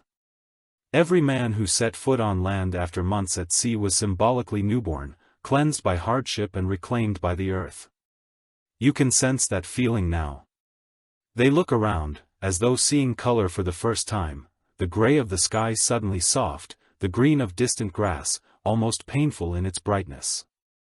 Archaeological studies from coastal settlements show evidence of feast fires built beside returning ships, charred animal bones, broken drinking horns, fragments of decorated pottery. Those were the marks of welcome, of survival, celebrated with food and story. You imagine this crew will do the same soon, roast meat, share ale and speak of ice and storms, until the sea becomes legend again. The older sailor kneels and presses his palm to the sand. His lips move soundlessly, but the reverence is unmistakable. He is thanking the land for receiving them. The woman stands beside him, her eyes glimmering in the thin sunlight. She looks not triumphant but at peace. This journey has not been conquest. It has been a test of belonging, and they have passed. Some researchers propose that the Vikings' bond with nature was not dominance but dialogue. They endured by listening to wind, to waves, to the language of seasons. You can see that truth now in how they move quietly, reverently, their steps, slow and deliberate. As they haul supplies ashore, the ship cars behind them as if sighing in relief. It, too, has earned its rest. A curious find from a burial near Stavanger included a small carved token shaped like a sleeping ship. Scholars think it was placed there to honor a vessel that had finished its last voyage. The idea is touching ships like people had souls that needed peace. You glance back at this long ship, half resting in the tide, and imagine it dreaming of open seas. Historians continue to debate whether the Vikings feared the end of a journey or longed for it. Their myths speak of eternal voyages, of ships sailing forever in the afterlife. Yet here, in this quiet moment of landing, you feel that mortality was never an enemy to them. It was simply another horizon. They met it as they met everything. Face forward, eyes open, steady. The men begin to laugh again, but softly this time. One tosses a pebble into the surf, another kneels to scoop a handful of wet sand, letting it fall between his fingers. These gestures are small but profound, the physical act of returning the tactile proof that they exist in the world. Again. The woman takes out a small pouch, removes a pinch of ash and scatters it over the water. The gray dust swirls then vanish into the tide. It's likely the remains of a fallen comrade or a ritual offering. Either way, it's a goodbye to winter, to hardship, to everything the sea demanded of them. The sun climbs higher, thin and white, the crew begins to build a small fire near the dunes. They don't speak much now, there's no need. Words belong to the voyage, but silence belongs to the return. The fire light flickers on their faces, and you notice how time has reshaped them. They look older, yes, but also lighter. Their burdens melted into calm. Interestingly, one peculiar phrase from an old poem found in the Ex Regis reads, "A man who sleeps after the sea sleeps twice." Scholars interpret it to mean that rest feels deeper once the waves no longer rock you. You can see the truth in that, as the men stretch out beside the fire, their eyes closing the sound of waves, soothing rather than warning. The long ship rests half in water, half on land, caught between two worlds. Its journey complete, yet not forgotten. You realize how fitting that is. For the Vikings, life itself was a voyage, each hardship, a tide that shaped them. They didn't seek comfort, only meaning, and they found it in endurance. As twilight falls, the fire burns low. The woman hums again that same lullaby she sang months ago. Beneath the frozen hull, the sound drifts across the sand, mingling with the slow breath of the sea. The older sailor's head nods then stills. The others follow one by one, slipping into sleep as gently as the tide. The wind softens, the sea hushes. Above them, the stars gather in quiet constellations, ancient and watching. You lie still, listening to the steady rhythm of waves and breathing. The world feels vast yet close, cold yet tender, and as the last spark of the fire fades, you understand what these warriors have known all along, that home is not a place, but a moment. This one here, between exhaustion and peace, between the memory of storms and the promise of morning. The long ship rests, the sea dreams, the night deepens. You close your eyes and let that calm fill you completely. The journey is done. Now the story slows, and the sea grows quiet again. The waves lap softly, their rhythm easing into the hush of sleep. You can still hear the faint creak of the long ship in your mind, but it's gentler now, like a cradle rocking far away. Imagine the smell of salt giving way to earth, the cold giving way to warmth, the endless horizon narrowing into the comfort of rest. You picture the crew asleep by the dying fire, their faces calm at last. The woman's song lingers in the air like a heartbeat fading into distance. Even the ship seems to dream beside them, its planks warm from the sun that has already set. Everything that moved is now still, and in that stillness there is peace. Let your breathing match the rhythm of the waves, slow, easy in and out. The storm has passed, the ice has melted, you are safe. You can almost feel the weight of fur around your shoulders, the faint warmth of the fire on your cheek, the whisper of night pressing close the world. Around you fades into softness, the stars above the sigh of the wind, the deep, patient sound of the sea turning in its sleep. Every sound folds into quiet, every motion into calm, and as the last light of the fire disappears, so do the voices of the ship. The journey is complete, but its memory stays with you, like the taste of salt on your lips, a promise that you have crossed the cold and come out whole. Rest now, let the sea fade, let the ship drift into your dreams.